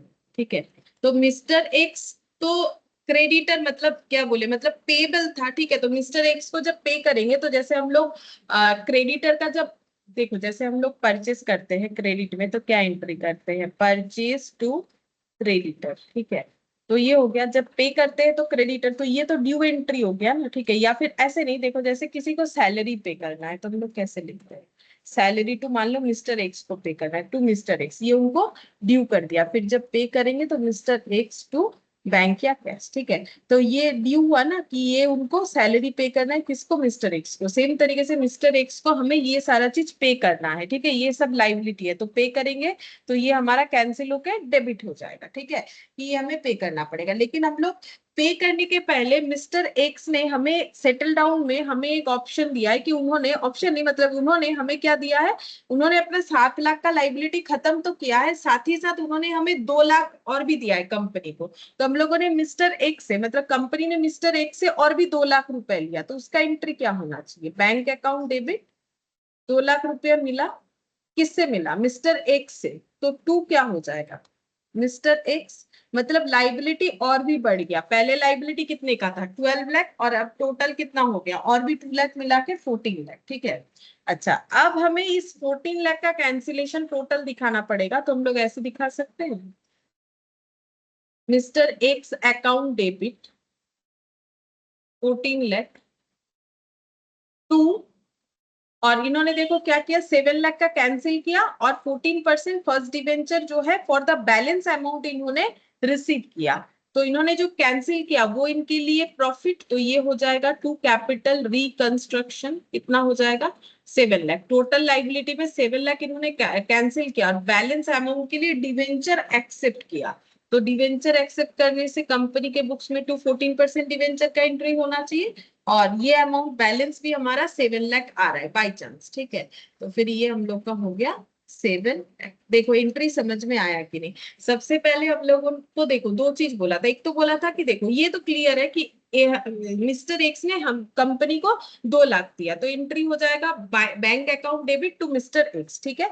और उन्होंने 14% डिवेंचर इशू किया है फॉर द बैलेंस अमाउंट, मतलब 7 लाख कैंसिल होने के बाद, ठीक है। तो 7 लाख कैंसिल होने से हो जाएगा 7 लाख का क्रेडिट। अब ये कैंसिल होने के बाद कितने का डिवेंचर ये एक्सेप्ट करेंगे, उसके लिए तो ये पता करना पड़ेगा कि कितना टोटल लाइबिलिटी था, उसमें से 7 लाख ये कैंसिल कर रहे हैं। तो टोटल लाइबिलिटी कितना था अदर देन शेयर जो है वो 12 लाख था, और इन्होंने 2 लाख का और पैसा डाल के 14 लाख बना दिया। तो 14 लाख में 7 लाख जो है इन्होंने कैंसिल आउट कर दिया, और 7 लाख का इन्होंने डिवेंचर इशू करने के बाद, मतलब डिवेंचर एक्सेप्ट कर लिया, कंपनी ने इशू किया, इन्होंने एक्सेप्ट कर लिया। तो ये एंट्री इस तरीके से होना चाहिए, ठीक है। तो ये देखो 12 लाख टोटल हुआ था और 2 लाख 14 में से 7 लाख छोड़ दिया है मिस्टर एक्स ने, और बाकी 7 लाख के लिए डिवेंचर एक्सेप्ट कर दिया, ठीक है। सेम यही कंडीशन यहाँ पर भी दिया। अगर ये चीज समझ में आए तो ये वाला हम तुम लोगों से पूछेंगे, mister Y to cancel 3 lakh of his total डेब्ट other than equity share and to accept new 14% first debenture for the balance. मतलब बी और सी बिल्कुल सेम है, सिर्फ इस पॉइंट के अलावा, ठीक है, कि टू पे 2 लाख टू द कंपनी, ये वाला पॉइंट, मतलब इस तरीके का कोई पॉइंट यहाँ पर अवेलेबल नहीं है। बाकी अगर देखा जाए तो एक्स और वाई में कोई फर्क नहीं है, ठीक है। तो अगर तुम लोग को एक्स वाला एंट्री समझ में आया है तो बोलो मुझे वाई वाला एंट्री में क्या लिखना पड़ेगा। सबसे पहले वाई वाले एंट्री में हम लोग क्या लिखेंगे। 12% first debenture account debit, 12% second debenture account debit, trade payable account debit to Mr. Y. हाँ पहले ये लिखना पड़ेगा। अच्छा, ये खत्म हो गया पेज।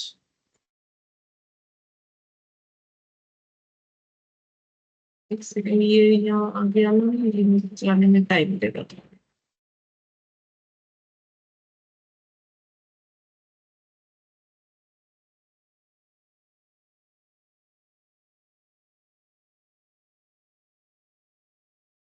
ये कब जाएगा, यहाँ ऐड हो गया।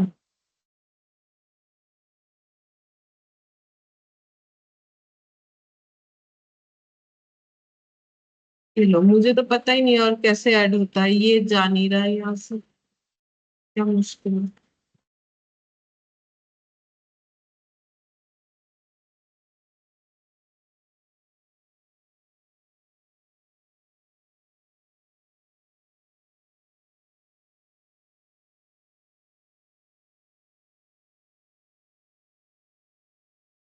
ये करने से चलेगा?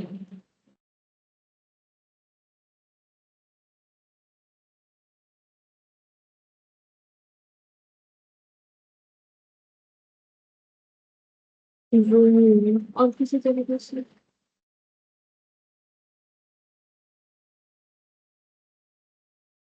देखना पड़ेगा। क्या क्या हो जाता है मेरे से।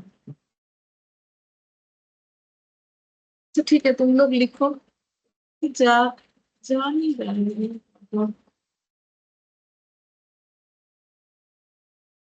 हाँ ठीक है। माउस का हालत थोड़ा खराब है, ये कुछ भी नहीं रहा, चलिए।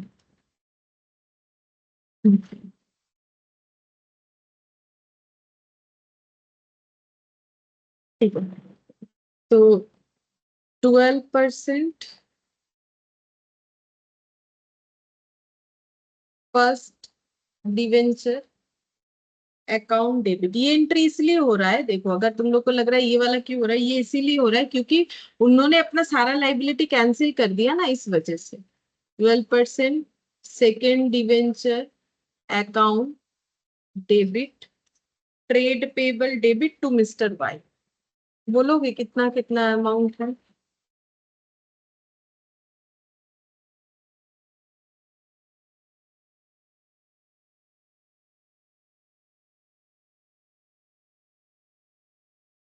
देखो मिल गया मुझे, 2 लाख, 3 लाख और 1 लाख। 2 लाख, 3 लाख और 1 लाख, तो टोटल लाइबिलिटी 6 लाख।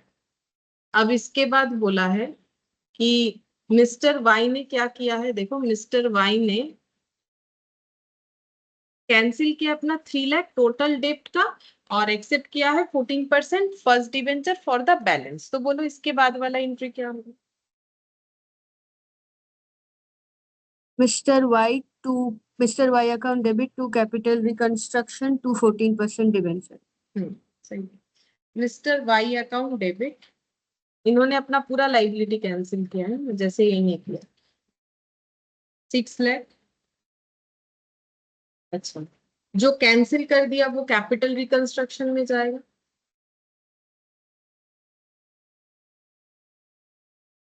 कितना किया? 3 लाख, और बाकी का डिवेंचर एक्सेप्ट कर लिया, तो बाकी भी 3 लाख बन रहा है, टू 14% डिवेंचर। देखो हो गया।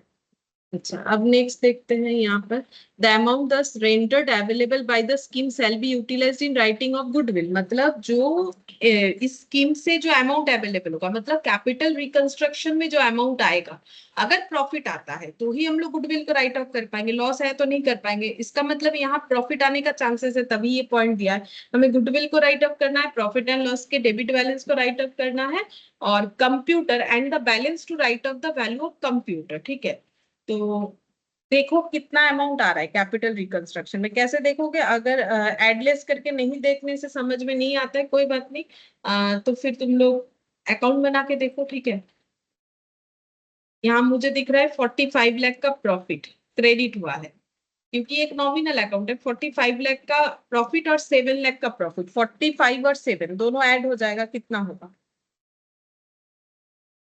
और यहाँ 52 10, lakh. हाँ यहाँ पर और 3, तो फिर कितना हो जाएगा? 52 और 3 55 लाख में 55 lakh.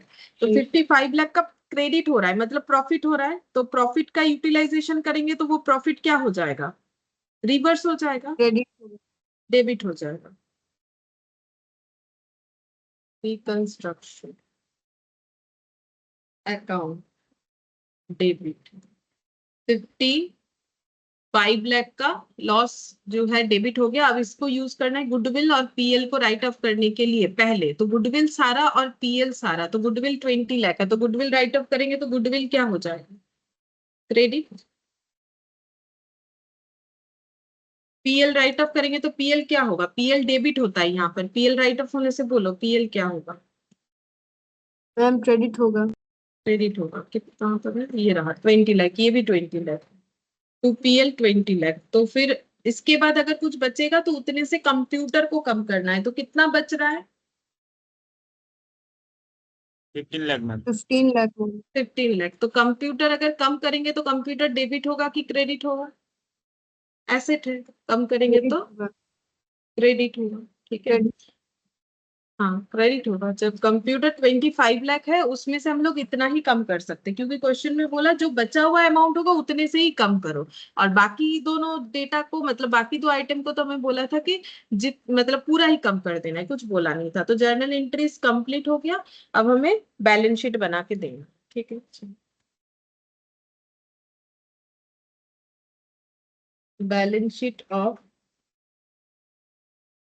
Green limited and reduced as at 31st of March. What is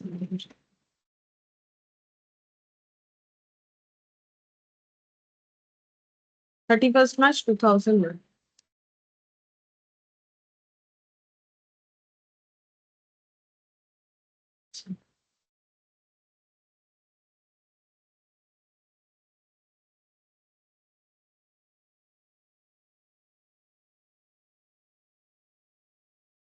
particulars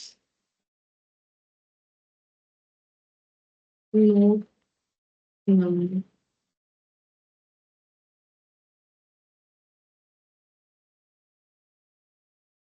equity and liability, तो अगर हमें बैलेंस शीट फॉर्मेट में दिया हुआ है तो हम लोग उसी को देख देख के बनाएंगे। शेयर होल्डर्स फंड, ठीक है, बाकी ये सब कॉमन होता है। Share capital, reserve and surplus. अच्छा बोलो, रिजर्व सरप्लस में कुछ आएगा? तुम लोग बताओ। रिजर्व सरप्लस में लॉस था और तो कुछ था नहीं, उस लॉस को हम लोगों ने कर दिया राइट ऑफ, ठीक है। और उसके बाद कैपिटल रिकंस्ट्रक्शन में जो हमारा अमाउंट आया था, प्रॉफिट ही आया था, बट उसका फुल्ली यूटिलाइज हो गया तो वो तो जीरो हो गया। तो बोलो रिजर्व सरप्लस में क्या कुछ आएगा? No no ma'am, ma'am. कुछ नहीं आएगा। कुछ नहीं है। मेरा बात समझ में आया ना? देखो, अगर हम लोग ये गुडविल और ये सब राइट ऑफ नहीं करते तो मेरा कैपिटल रिकंस्ट्रक्शन का जो प्रॉफिट है वो 55 लाख, वो कहाँ ट्रांसफर होता? ये अगर नहीं करने बोलता, वैसे पीएल तो करना ही पड़ेगा। एक बार मान लेते हैं कि अगर ये नहीं होता, ये 3 एंट्री, तो फिर ये 55 लाख में से 20 लाख राइट ऑफ करते पीएल के लिए, तो बचता कितना? प्रॉफिट कितना बचता? देखो, गुडविल ऑप्शन 35 अलग, 35 लाख, तो 35 लाख का रिजर्व में क्या बोल के जाता? फिर कैपिटल कैपिटल रिजर्व। रिजर्व बोल के जाता, वही हम बोल रहे हैं। तो फिर रिजर्व सरप्लस नहीं लिख रहे।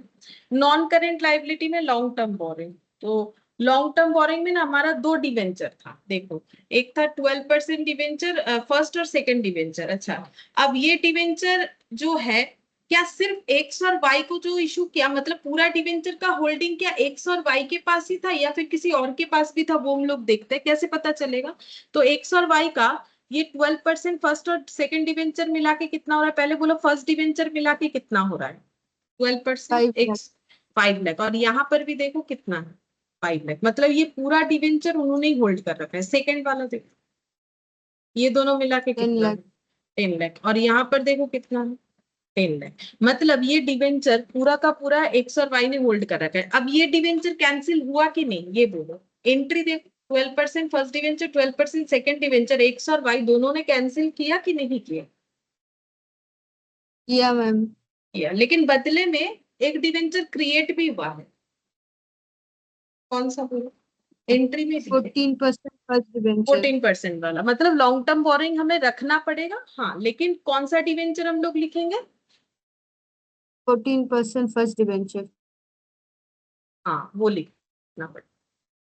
तो लॉन्ग टर्म बोरिंग हटेगा नहीं, रहेगा, क्योंकि डिवेंचर 12% वाला नहीं है बट 14% वाला है। अच्छा, फिर ट्रेड पेबल 5 लाख, तो ये ट्रेड पेबल 5 लाख, इसमें भी नोट बनेगा। क्यों? क्योंकि ट्रेड पेबल एक्स और वाई का भी था। तो देख लेते हैं, यहाँ 5 लाख है टोटल, एक्स वाई मिला के कितना है? एक्स वाई मिला के है 3 लाख। तो ट्रेड पेबल में इसका मतलब सिर्फ ये दोनों नहीं है, कोई और भी है, ठीक है। जो कोई और भी है या कोई और बहुत सारे लोग हैं, वो तो हमें नहीं पता, तो उनको उनका अमाउंट कितना फिर बचेगा? टोटल ट्रेड पेबल 5 लाख था, इन दोनों ने तो अपना अपना कैंसिल करवा दिया, 2 लाख और 1 लाख, तो बचा कितना? 2 लाख। 2 लाख, तो वो हम लोगों को दिखाना पड़ेगा, ठीक है। तो यहाँ पर करेंट लाइबिलिटी में ट्रेड पेबल आ जाएगा, जिसका हम लोग बनाएंगे नोट, ठीक है। इसके बाद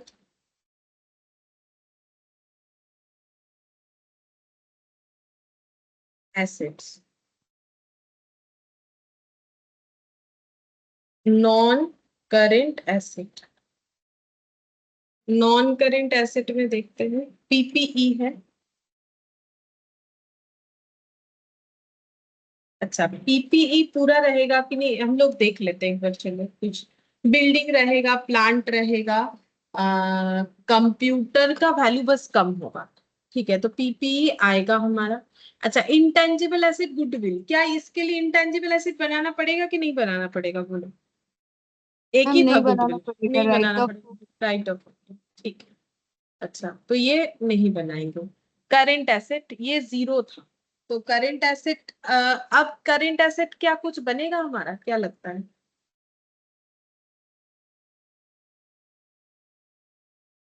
क्या लगता है करेंट एसेट कुछ बनेगा? बनेगा।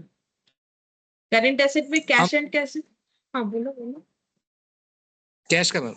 हाँ सही, cash and cash equivalent, cash आया ना तो वो बनेगा। ठीक है, तो ये हो गया 4, ये हो गया 5। ठीक है, चलो अब हम लोग नोट्स बनाएंगे।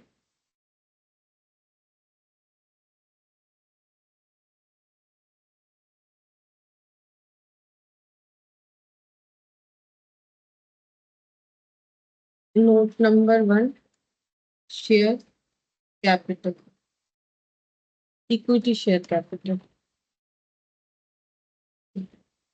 इसमें लिखेंगे authorised share capital, authorised share capital.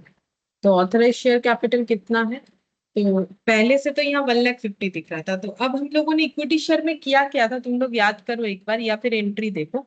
इस इक्विटी शेयर्स को फुल्ली पेड अप बनाया था, फिर हम लोगों ने ये सारे इक्विटी शेयर्स को 50 के जगह 20 में ट्रांसफर कर दिया था, मतलब नंबर ऑफ शेयर्स में कोई चेंजेस नहीं हुआ। तो फिर ऑथराइज में कितना रहेगा? हम 1,50,000 ही रहेगा। 1,50,000 रहेगा, क्योंकि इसका पूरा टोटल ही तो इशू किया हुआ था, है ना। तो फिर 1,50,000 था तो 1,50,000 रहेगा, बस ये 50 की जगह कितना लिखना पड़ेगा? 20। 20। 1,50,000 equity shares at the rate of 20 each, तो 30 लाख हो जाएगा।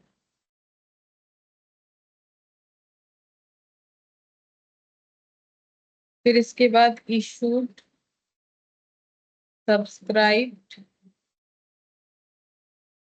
Called up and paid up share capital. अच्छा, तो ये कितना होगा? तो अभी भी मैंने बोला कि हम लोग का ये शेयर्स था, हम लोगों ने इसको इतना ही रखा, बस 20 करके ट्रांसफर कर दिया, तो टोटल अभी नया शेयर कैपिटल कितना दिख रहा होगा हम लोग?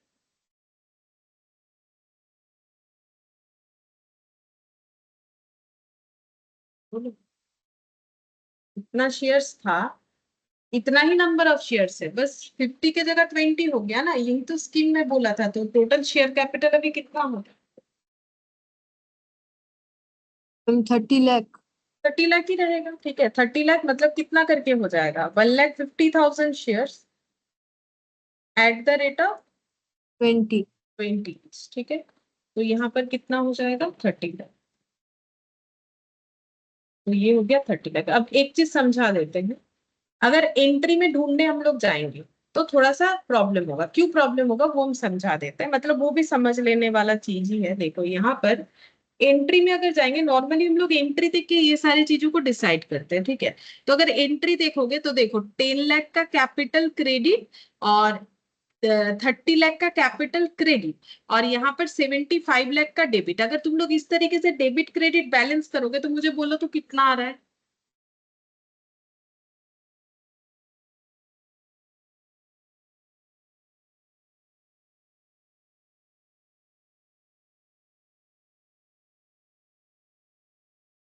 इतना टाइम, ये दोनों ऐड होगा, क्रेडिट है लाइबिलिटी, और ये लेस होगा। मैम 35 लाख। लेकिन 35 लाख तो मैंने तुम लोग को इक्विटी शेयर कैपिटल नहीं लिखवाया, 30 लाख लिखवाया। उसका रीजन सुनो। पहले मुझे एक चीज बोलो, ये तो ओल्ड वाला है और ये कौन सा है? ओल्ड है कि न्यू है? ये जो हम लोगों ने शेयर कॉल किया था, ये कौन सा शेयर कैपिटल कॉल किया? मतलब ये कौन से शेयर पे कॉल किया था? ओल्ड शेयर पे जो 50 रुपीज वाला था, जिसपे 40 कॉल किया था, 10 बाकी था, या फिर न्यू? बोलो। New ma'am.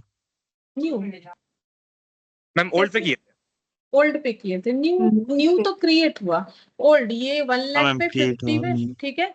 ओल्ड, तो इसका मतलब ये पहला बात है, ये ओल्ड के साथ ये न्यू ऐड ही नहीं हो सकता, क्योंकि ये 20 रुपीज वाला शेयर है, ये 50 वाला है जिसमें 40 कॉल हो चुका था, 10 बाकी था। ठीक है, पहला बात तो ये ऐड नहीं हो सकता है कि यहाँ क्रेडिट है तो ऐड हो जाएगा, इसमें ये वाला चीज नहीं चलेगा। तो इसीलिए ये ऐड तो होगा नहीं, ये बात तो भूल जाओ कि ऐड करेंगे।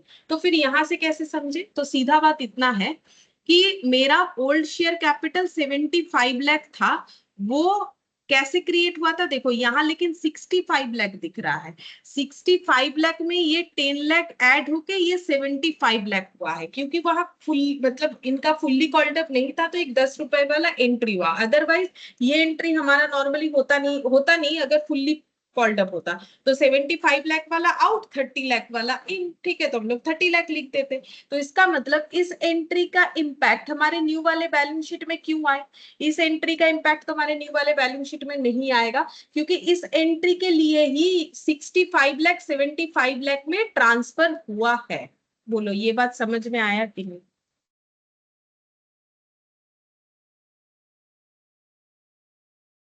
Yes ma'am. हाँ मैम। है ना? 75 लाख तो था नहीं। हम लोग नॉर्मली क्या करते हैं, पुराने शेयर कैपिटल को डेबिट करते हैं, तब तो तुम लोग को 65 लाख डेबिट करना चाहिए था ना। तो 75 लाख कैसे डेबिट किया? Because of this entry 10 lakh के लिए। तो ये दोनों नेट होके देखो ना, 65 लाख, ये दोनों नेट हो सकता है आपस में, 65 लाख हो रहा है। मतलब सीधा बात है, 65 लाख वाला आउट और इन कितना हुआ? 30 लाख। तो हमें एंट्री 30 लाख का करना चाहिए, ठीक है। तो ये पॉइंट टू बी नोटेड था इस क्वेश्चन में, कि हम लोग इसमें एडलेस करके क्यों नहीं कर सकते हैं, ठीक है। नॉर्मली हम तो बोलते हैं ना कि लेजर में जाओ, देखो जर्नल में जाओ और एडलेस करके आंसर लिख दो, तो वही चीज बता रहे। तो यहाँ पर हो गया हम लोग का शेयर कैपिटल 30 लाख। अब रिजर्व सरप्लस में तो कुछ आएगा नहीं, हम लोग लॉन्ग टर्म बोरिंग लिखेंगे इसके बाद। Note number 2, long term boring, इसमें आ जाएगा 14% फर्स्ट डिवेंचर। देखो उन्होंने नाम फर्स्ट डिवेंचर रखा था, तो मुझे बोलो कितना लिखे टोटल?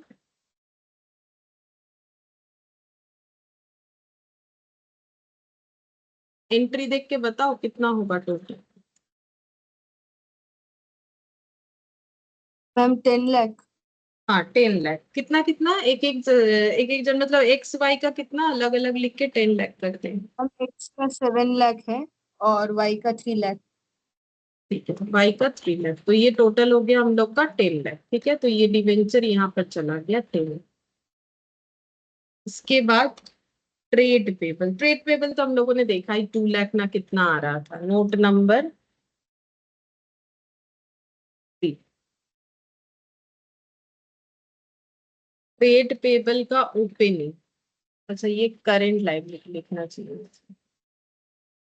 ट्रेड पेबल का ओपनिंग था हम लोग का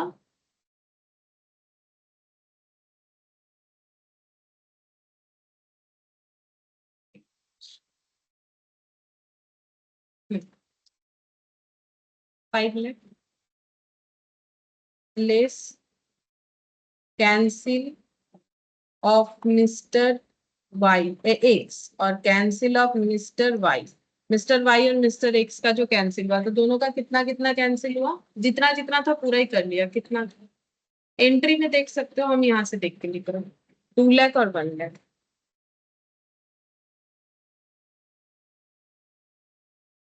तो कितना बचेगा? 2 लाख ही बच रहा है। 2 लाख, तो टोटल कितना हो जाएगा? 40, 42 लाख। 42 लाख। फिर पीपीई, नोट नंबर 4, पीपी का देखते हैं। बिल्डिंग 10 लाख, इसमें तो कोई चेंजेस नहीं है, तो हम ये आउटर में लिखेंगे, यहाँ लिखेंगे।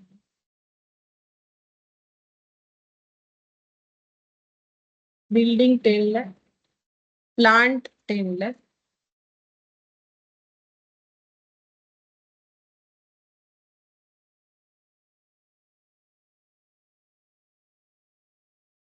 अच्छा कंप्यूटर कितना रहेगा? मैम 10 लाख। 25 लाख था, 15 लाख इसका मतलब राइट ऑफ।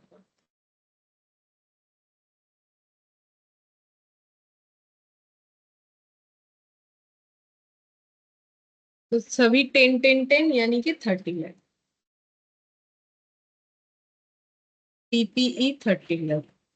तो इसका मतलब cash and cash equivalent 10 lakh होना चाहिए अगर हम लोग का टोटल, सॉरी 12 लाख होना चाहिए अगर हम लोग का टोटल ठीक ठीक है तो। अच्छा, note number 5, cash and cash equivalent. ठीक है, तो कैश तो इनका कुछ था नहीं वैसा, हम लोग कंपनी का क्वेश्चन कर रहे हैं तो कैश इन हैंड नहीं, कैश एट बैंक लिखेंगे। ठीक है, अच्छा, अब कहाँ कहाँ से पैसा आया? सबसे पहला पैसा कैसे आया था? फर्स्ट एंट्री देखने से ही पता चलेगा सबसे पहले पैसा कैसे आया।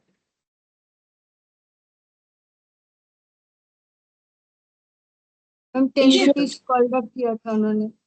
शेयर इशू करके, और उसके बाद और किसने पैसा दिया? एक कोई एंट्री है पैसा आने की।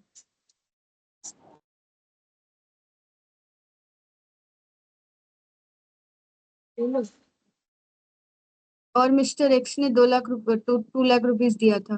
ठीक है, सही बात, ऐड कर देंगे amount received from mister x.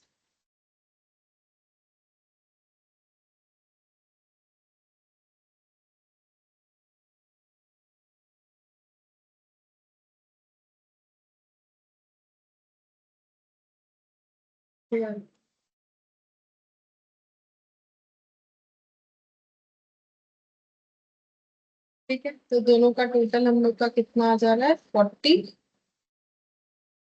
Lakh दोनों से।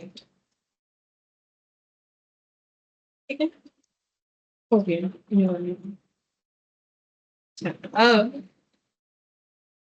नेक्स्ट हम लोग ये 11 वाला कर सकते हैं, बट ये काफी बड़ा है।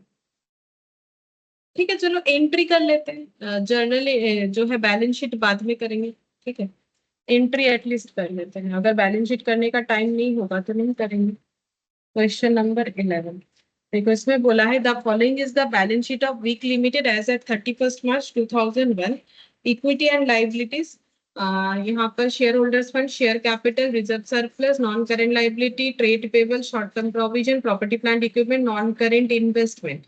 अच्छा, इक्विटी शेयर्स है 100 ईच वाला, 50,000 12% क्यूमुलेटिव प्रेफरेंस शेयर्स है वो भी 100 ईच वाला। रिजर्व सरप्लस में लॉस है 6 लाख। लॉन्ग टर्म बोरिंग में डिवेंचर है 40,000 100 रुपीज वाला। शॉर्ट टर्म प्रोविजन में प्रोविजन फॉर टैक्सेशन है। इन्वेस्टमेंट मार्केट वैल्यू 9 लाख 50 और book value 10 lakh.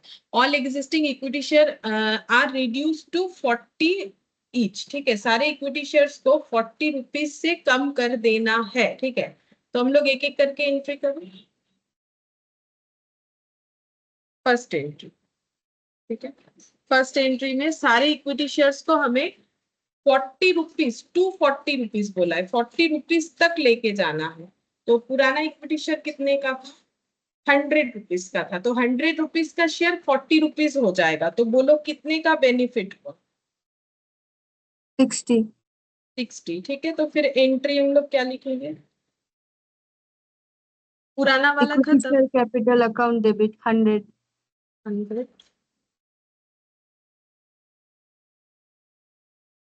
To 2 equity equities share capital account debit 40। Debit नहीं, credit. Sorry ma'am, 2 equity share capital account 40। तो capital reconstruction 60। अच्छा, number में तो कोई चेंजेस है नहीं, तो नंबर एज इट इज रहेगा। नंबर ऑफ शेयर्स कितना था? तो 1 लाख। तो यहाँ पर हो जाएगा 1 lakh equity shares, all existing equity share are reduce to 40।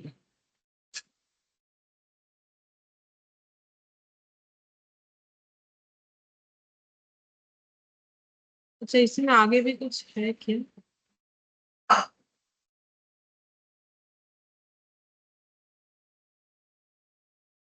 यहाँ एंट्री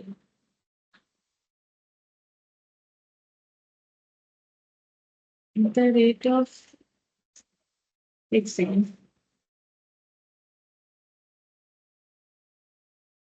नहीं ठीक है, ठीक है, मैंने कुछ गलत देखा। ठीक है, एंट्री ठीक है। 100 1 लाख इंटू 100, 1 लाख इंटू 100 कितना हो जाएगा? 1 crore 100 मैम। lakh। अच्छा, मतलब 1 करोड़। और ये 40 इंटू 1 लाख मतलब 40 लाख। और 60 इंटू 1 लाख यानी कि 60। ठीक है, बनिए। अच्छा, इसके बाद नेक्स्ट यहाँ पर the preference shares are reduce to 60। तो प्रेफरेंस शेयर्स को 60 तक लेके जाना है, तो 100 का शेयर 60 में पहुंच जाएगा, तो कितने का प्रॉफिट? 40। 40। ठीक है, तो पुराना वाला खत्म, तो 12%। पुराने वाले का नाम है 12% क्यूमुलेटिव प्रेफरेंस शेयर कैपिटल। ये देखो पुराने वाले का नाम है। कितना होगा? 50 lakh.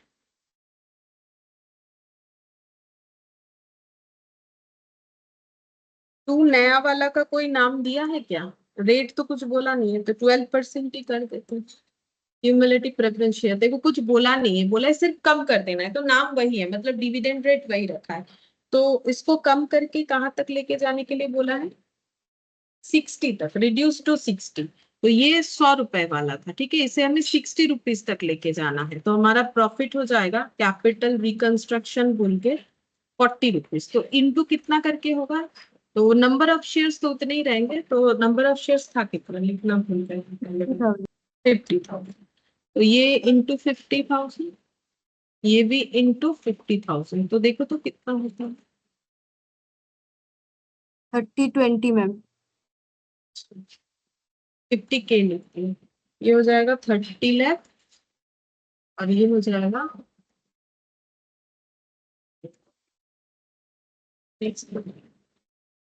The rate of interest on debenture is increased to 12%। Debenture का रेट 12% इंक्रीज कर दिया जाएगा, मतलब जो 10% डिवेंचर था वो 12% डिवेंचर बनेगा। ठीक है, अच्छा, तो इसका मतलब 10% वाला डिवेंचर हट जाएगा। The debenture holder surrender their existing debenture of 100 each and exchange the same for fresh debenture of 70 for every debenture held by them. तो डिवेंचर होल्डर का क्या क्या चेंज होगा? पहला बात है कि वो 10% रेट को 12% बना रहे हैं, मतलब इंटरेस्ट रेट बढ़ा रहे हैं, लेकिन 100 रुपए की जगह उसे 70 वाला डिवेंचर वो लोग एक्सेप्ट करेंगे। मतलब पुराना डिवेंचर पूरा खत्म हो जाएगा। नया डिवेंचर का फीचर्स ये है, रेट 12% और debenture at the rate of 70 करके होगा। तो एंट्री क्या हो जाएगा? ये वाला पूरा खत्म, तो ये खत्म होने से एंट्री क्या होगा? Ma'am 10% debenture account debit. 10% debenture account debit हो जाएगा। ठीक है, अब टू कितने से? 12% डिवेंचर। हाँ, तो टू 12% डिवेंचर होगा। ये कितने से डेबिट होगा? 40 लाख से। 40 लाख कैसे आ रहा है वो पूरा लिख लेते हैं। 40,000 इंटू 100 करने से 40 लाख आएगा। और नया डिवेंचर जो ये लोग एक्सेप्ट कर रहे हैं वो है 12%। To 12% debenture. अब ये कितना होगा ये बताओ? एक एक डिवेंचर ये लोग कितना करके एक्सेप्ट कर रहे हैं? क्या बोला है देखिए? 100 70 each मैम। 70 each, तो 70 फॉर ईच डिवेंचर, तो 70 और ईच एक डिवेंचर जो 100 का था वो 70 हो जाएगा, तो टोटल कितना हो? 28 मैम लाख। 40,000। हाँ, मतलब 40 रहेगा। 40,000। हाँ, यही रहेगा, तो यहाँ पर हो जाएगा 20। तो देखो कंपनी का लाइबिलिटी लेकिन रिड्यूस हुआ, जो 40 लाख का लाइबिलिटी है वो एक्सचेंज होने के बाद 28 लाख ही रहा, तो बाकी बेनिफिट है, जो बेनिफिट है वो कहाँ देंगे? Capital reconstruction. हाँ, तो कितने का बेनिफिट हो गया वो लिखना पड़ेगा। 12 लाख। 12 लाख का बेनिफिट। फिर ये वाला, one of the creditor of the company to whom the company owes 20 lakh decide to forgo 40% of his claim. तो एक क्रेडिटर है जिससे 20 लाख कंपनी को, कंपनी से उसे 20 लाख मिलने वाला था, क्रेडिटर है, तो उसने 40% छोड़ देने का बात बोला, तो 40% कंपनी के लिए बेनिफिट हो जाएगा क्योंकि ये रिकॉर्डेड है। तो फॉरगो का मतलब ये नहीं कि एंट्री नहीं होगा, ये ऑलरेडी रिकॉर्डेड आइटम है, क्रेडिटर है। तो 40% कोई बोल रहा है 20 लाख मुझे मिलने वाला है, 40% नहीं देना पड़ेगा, तो 40% जितना भी होगा उतना कंपनी के लिए बेनिफिट है। और बाकी के लिए क्या बोला? He is allotted 30,000 equity share of 40 in full satisfaction of his claim, मतलब इसका पूरा लाइबिलिटी खत्म कर देंगे। 40% वो खुद से नहीं लेगा, 30,000 का 40 रुपीज वाला शेयर्स ले लेगा। ठीक है, तो अगर क्रेडिटर खत्म हो रहा है तो क्रेडिटर कैसे करके यहाँ नाम बुक है, शायद ट्रेड पेबल बोल के बुक होगा, तो हम लोग ट्रेड पेबल ही लिखेंगे ताकि लेजर में उसे बैलेंस करने में ठीक रहे, सॉरी बैलेंस शीट में। तो यहाँ पर क्या लिखेंगे? Trade payable account debit. बोलो कितने का ट्रेड पेबल यानी क्रेडिटर खत्म हो रहा है? 20 लाख। 20 लाख। ठीक है, अच्छा 20 लाख का खत्म हो रहा है। और कितना हमें कुछ भी नहीं देना है, कितने का वैल्यू 40%, तो 40% 8 लाख। कितना 8 लाख, तो वो 8 लाख क्या बोल के रिकॉर्ड होगा? Capital reconstruction. तो कैपिटल रिकंस्ट्रक्शन, और बाकी के लिए वो शेयर्स लेने वाला है, तो शेयर इशू कर रहा है कंपनी, तो एंट्री होगा टू इक्विटी शेयर कैपिटल, और कितने शेयर्स दे रहा है कंपनी? 30,000 शेयर्स 40 ईच वाला, तो 30,000 इंटू 40, हाँ कितना होगा? 12 लाख। 12 तो लाख। हाँ, तो इनका पूरा लाइबिलिटी सेटल हो गया, तो हमें और कुछ एंट्री नहीं करना पड़ेगा, हो गया, वैसे बोला भी था हो जाएगा।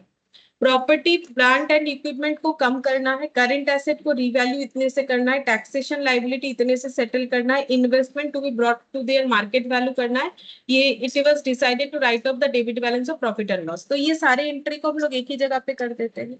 तो प्रॉपर्टी प्लांट इक्विपमेंट का वैल्यू अगर मुझे कम करना है, तो प्रॉपर्टी प्लांट इक्विपमेंट क्या होगा? डेबिट होगा कि क्रेडिट होगा? क्रेडिट। क्रेडिट, ठीक है। तो 2 PPE, ठीक है, कितने से कम करना है? बोला है 30% से कम करना है, तो कितना था पहले देखेंगे। 30% कम करेंगे, तो बोलो 1,25,00,000 का 30%, देखो तो कितना होता है।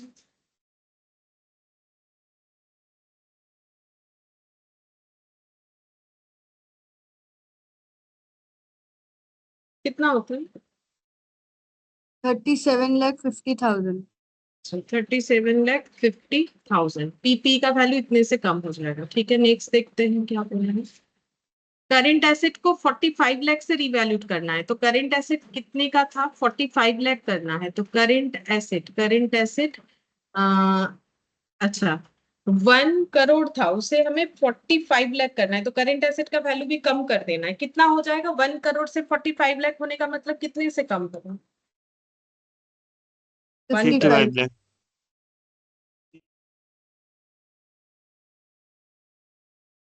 55 लाख में। हाँ 55, करंट एसेट का वैल्यू भी कम हो जाएगा। फिर उसके बाद टैक्सेशन लाइबिलिटी 1,50,000 से सेटल हो रहा है, तो देखते कितने का लाइबिलिटी था। 1 लाख था, हमें पे करना पड़ेगा, सेटल करना पड़ेगा 1,50,000 से, ठीक है। तो इसका मतलब हम लोग का क्या हो रहा है? लॉस हो रहा है। 1 लाख के बदले हम लोगों ने ऐसा एक सेम किया था ना, सेटल्ड एट 1,50,000, तो हमें 1,50,000 पे करके सेटल करना पड़ेगा, ठीक है। तो इसका हम लोग अलग से एंट्री कर लेंगे, इसका अलग से एंट्री करेंगे, क्योंकि वो बैंक वाला एंट्री होगा ना। तो टैक्सेशन लाइबिलिटी हम लोग का खत्म होगा, तो प्रोविजन फॉर टैक्सेशन क्या हो जाएगा? बोलो, लाइबिलिटी खत्म होने से लाइबिलिटी डेबिट डेबिट। होगा मैम। कितने का लाइबिलिटी था? 1,50,000, 1 ठीक है। लाख। और सॉरी 1 लाख का था, तभी तो लॉस में, तभी तो मैंने अलग कर दिया इसे, 1 लाख का था, ठीक है। अच्छा, अब हमें पे कितना करना पड़ेगा? बोल रहा है 1,50,000 से सेटल होगा, तो पे कहाँ से करेंगे? कैश या बैंक जो भी होगा, तो यहाँ पर हमारे पास कैश बैंक तो है नहीं, तो करेंट एसेट में ही तो कैश एंड बैंक होता है, तो हम इसे करेंट एसेट लिख दें। करेंट एसेट में जो बैंक वाला है अमाउंट उससे कम हो जाएगा, तो 1,50,000 दे देंगे, ठीक है। तो फिर हम लोग का लॉस वाइज सेटलमेंट में जो लॉस हुआ वो कैपिटल रिकंस्ट्रक्शन डेबिट बोल के आ जाएगा। कितने का लॉस हुआ? 50। 50,000। ये एंट्री को मैंने इसके अंदर इसीलिए नहीं किया, क्योंकि ये सारा चीज इसके अंदर कर देंगे, कर सकते हैं ऐसे ही लिख देंगे, लेकिन क्या होगा फिर समझने में प्रॉब्लम होगा, इसलिए इसको मैंने अलग से कर दिया, ठीक है। उसके अंदर भी किया जा सकता है, सेम जैसे लिखा वैसा लिख सकते हैं। फिर बोल रहा है इन्वेस्टमेंट को मार्केट वैल्यू में लेके आना है, तो इन्वेस्टमेंट 10 लाख है, उसे 9,50,000 में लाना है, तो प्रॉफिट है कि लॉस है? लॉस है मैम। लॉस है, कितने का है बोलो? 50,000। 50,000। यहाँ लिखते हैं, तो इन्वेस्टमेंट 50,000। अच्छा, तो और एक चीज, लॉस को राइट ऑफ करना पड़ेगा, क्वेश्चन बोले या ना बोले, बोला था कि हाँ बोला था, पीएल को राइट ऑफ करना है, तो पीएल राइट ऑफ करेंगे। 6 लाख था, तो पीएल राइट ऑफ करने से क्या हो जाएगा? 2 पीएल, बस, और तो कुछ नहीं है। टोटल करो, देखो कितना आता है कैपिटल रिकंस्ट्रक्शन।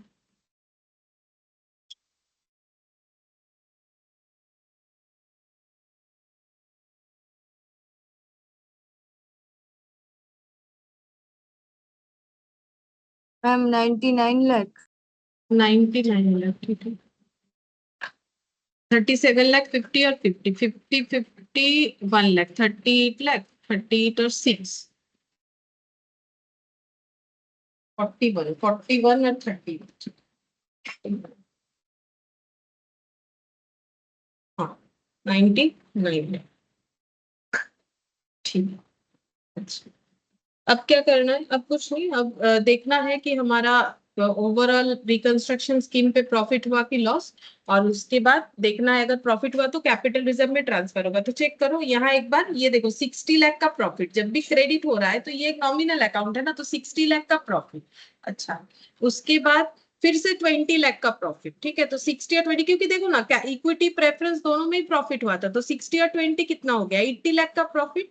80 लाख और इधर कितना हो जाएगा, 80 लाख और इधर 12 लाख, कितना हो जाएगा 92 लाख का प्रॉफिट डिवेंचर में। 92 लाख और इधर 8 लाख, 8 लाख और 92 लाख कितना हो जाएगा, 1 करोड़ One- का profit.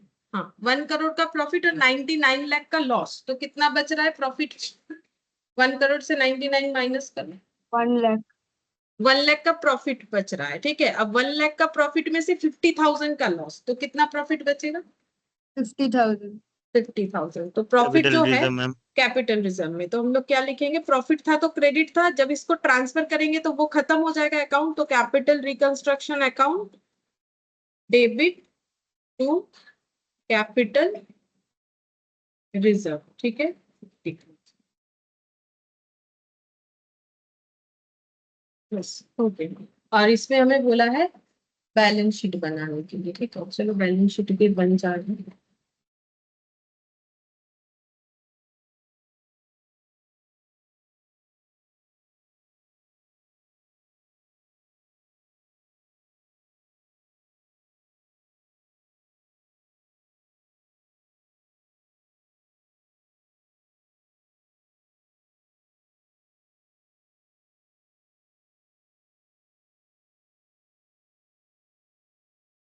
Share holders fund, share capital reserve surplus बनना चाहिए इस बार, क्योंकि कैपिटल रिजर्व क्रिएट हुआ है।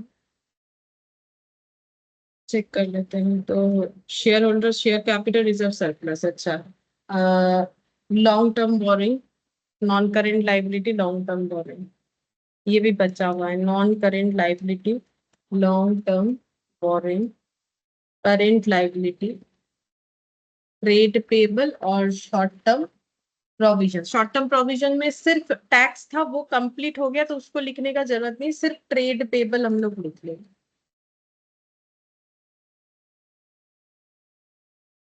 उसके बाद assets,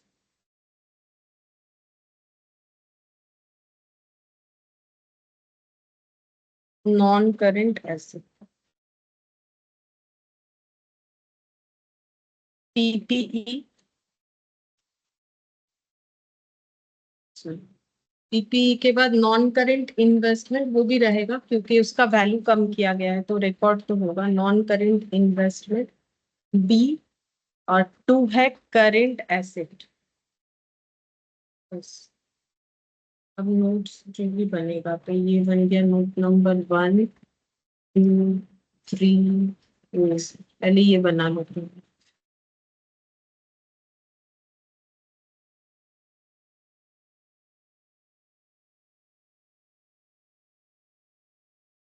note to accounts, note number 1 share capital,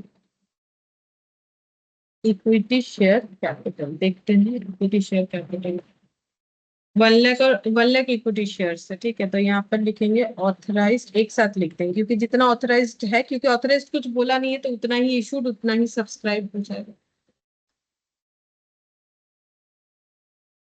and paid.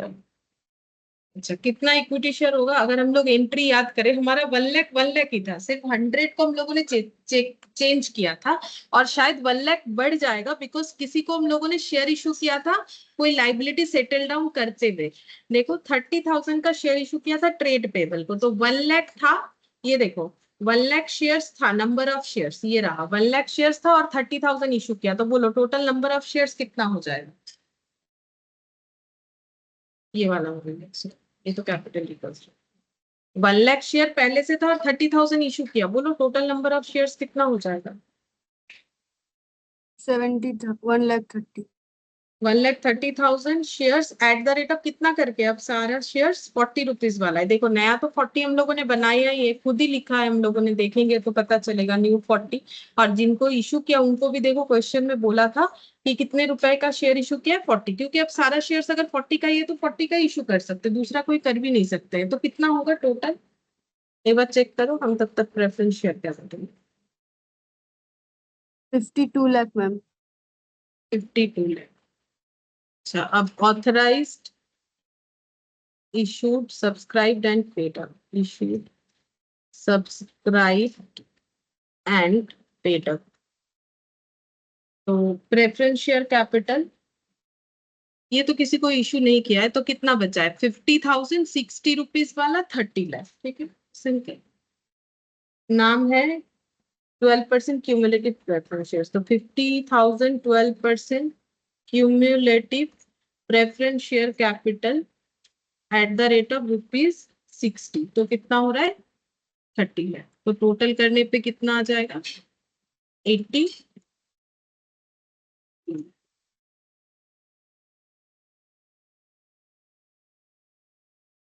Reserve surplus में नोट नंबर 2, रिजर्व सरप्लस, तो रिजर्व सरप्लस में कैपिटल रिजर्व कितना क्रिएट हुआ हम लोग का 50,000।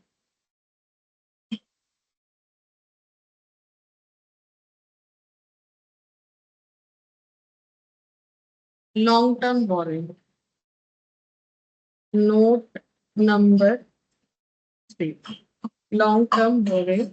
तो बोलो लॉन्ग टर्म बोरिंग में क्या हुआ, हमारा डिवेंचर 10% डिवेंचर 40 लाख वाला कैंसिल हो गया, बदले में 12% डिवेंचर बना है 28 लाख। तो 12% डिवेंचर 28 लाख, ये लिखना पड़ेगा, 12% डिवेंचर 28 लाख।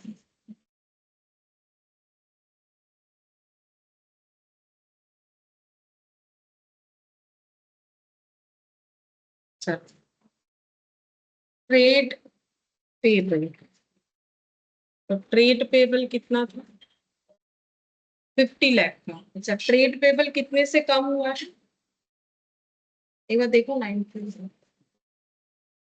20 शायद, हाँ 20। Yes ma'am 20।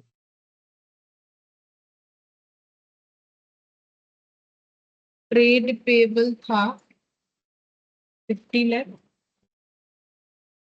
Cancel due to scheme, as per scheme 20 lakh, तो बचा हुआ है 30। तो ये लिख देते हैं और एक बार टोटल भी कर लो कितना होगा लाइबिलिटी साइड। देखो तो 1,40,50,000 हो रहा है।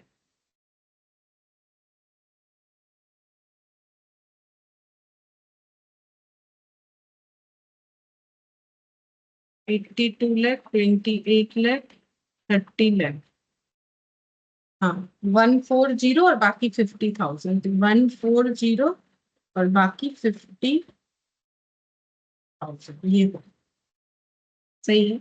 अच्छा, अब पीपीई और नॉन करेंट इन्वेस्टमेंट और करेंट एसेट, ठीक है। पीपीई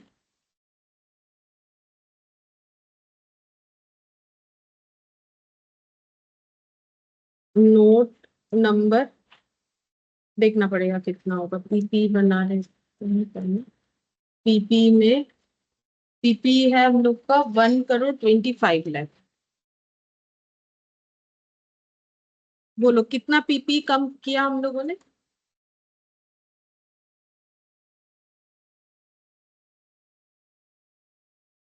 देखो ना एंट्री में 30% था, कितना हुआ था 37,50,000, 37 lakh तो बच रहा है कितना,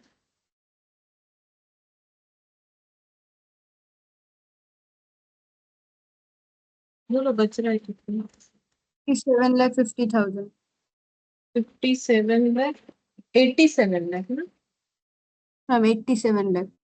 87,50,000, ठीक है। 87,50,000, नोट नंबर 5, नोट नंबर 5, 87,50,000 हो गया।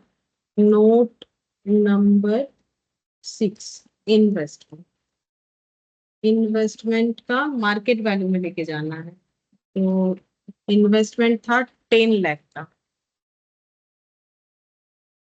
लेस राइट ऑफ करना है, करके मार्केट वैल्यू तक लेके जाना है। वो नोट्स में मिलेगा मार्केट वैल्यू था 9,50,000, मतलब कितने से कम किया, 50,000। तो यहाँ पर हो जाएगा 9,50,000। नोट नंबर 6 बन गया। अब नोट नंबर 7, करेंट एसेट। अच्छा पहले ये लिख लेते हैं 9,50,000 current asset, note number 7।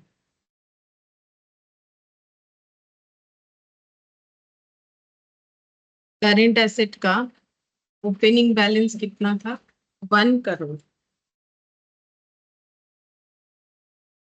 Less कर देंगे राइट ऑफ। वाहिद स्कीम के अकॉर्डिंग कितना राइट ऑफ किया हम लोगों ने, एंट्री देखने से ही पता चलेगा। 55 लाख 55 राइट लाख। ऑफ हुआ है। हाँ, और एक जगह पे भी ये कम हुआ है, पेमेंट हुआ है ना टैक्स का, तो वो भी तो करेंट एसेट भी cash and cash equivalent included होगा, तो वहां से कम हुआ है। तो यहाँ पर लिखेंगे प्रोविजन फॉर टैक्सेशन सेटल, कितने से हुआ वो, 1,50,000 का पेमेंट किया। अब बताओ कितना हो रहा है, ये 45 और 1,50,000 लेस करके देखो कितना हो। आंसर तो बोल रहा है 43,50,000। एक बार कंफर्म करो यहाँ पर 43,50,000 होगा कि नहीं। 45 से 1 लाख जाने से तो 44 लाख, और ये 50 जाने से हाँ 43,50,000 आ रहा है। अब यहाँ पर ये वाला लिखेंगे 43,50,000। बताओ टोटल जितना इधर है उतना हो रहा है कि नहीं। 50,000 50,000 1 लाख 43 44 44 और 9 कितना हो जाएगा, 44 प्लस 9 53 और 8,75,000। 8 ऐड कर लेते हैं, नहीं होगा। एक बार देखो कि चेक करके हाँ मैम मैच हो गया। 140 50 और ये 3 होना तो चाहिए, ठीक है। इनका भी यही आएगा, तो मेरा शायद कुछ एडिशन गलत हो रहा है। करंट एसेट में देखो दो चीज था, एक तो करंट एसेट के वैल्यू को राइट ऑफ करना है, ऊपर से करंट एसेट के वैल्यू से हमें 1,50,000 लेना भी है टैक्स का लाइबिलिटी पे करने के लिए, ठीक है। अब ये करंट एसेट से इसीलिए लिखा बिकॉज बैंक वाला लेजर तो है नहीं हमारे पास, और यहाँ पर कहीं पर भी पैसा आया नहीं था कि उसको यूज कर लेंगे, बैंक डेबिट हुआ नहीं ना पूरे क्वेश्चन में, होता तो उसको यूज कर सकते थे, ठीक है, और उसका लेजर भी बन जाता। तो करेंट एसेट बेसिस पे ये वाला रह गया। तो ये भी हम लोग का कंप्लीट हो गया। बच रहा है क्वेश्चन नंबर 12 बस, और एमसीक्यूज और स्टार्टिंग का 2 इलास्ट्रेशन है, छोटा छोटा इलास्ट्रेशन 1 और 2, ठीक है। ठीक है, फिर ये हम लोग जो है मंडे करेंगे। Thank you ma'am. Bye. Thank you ma'am.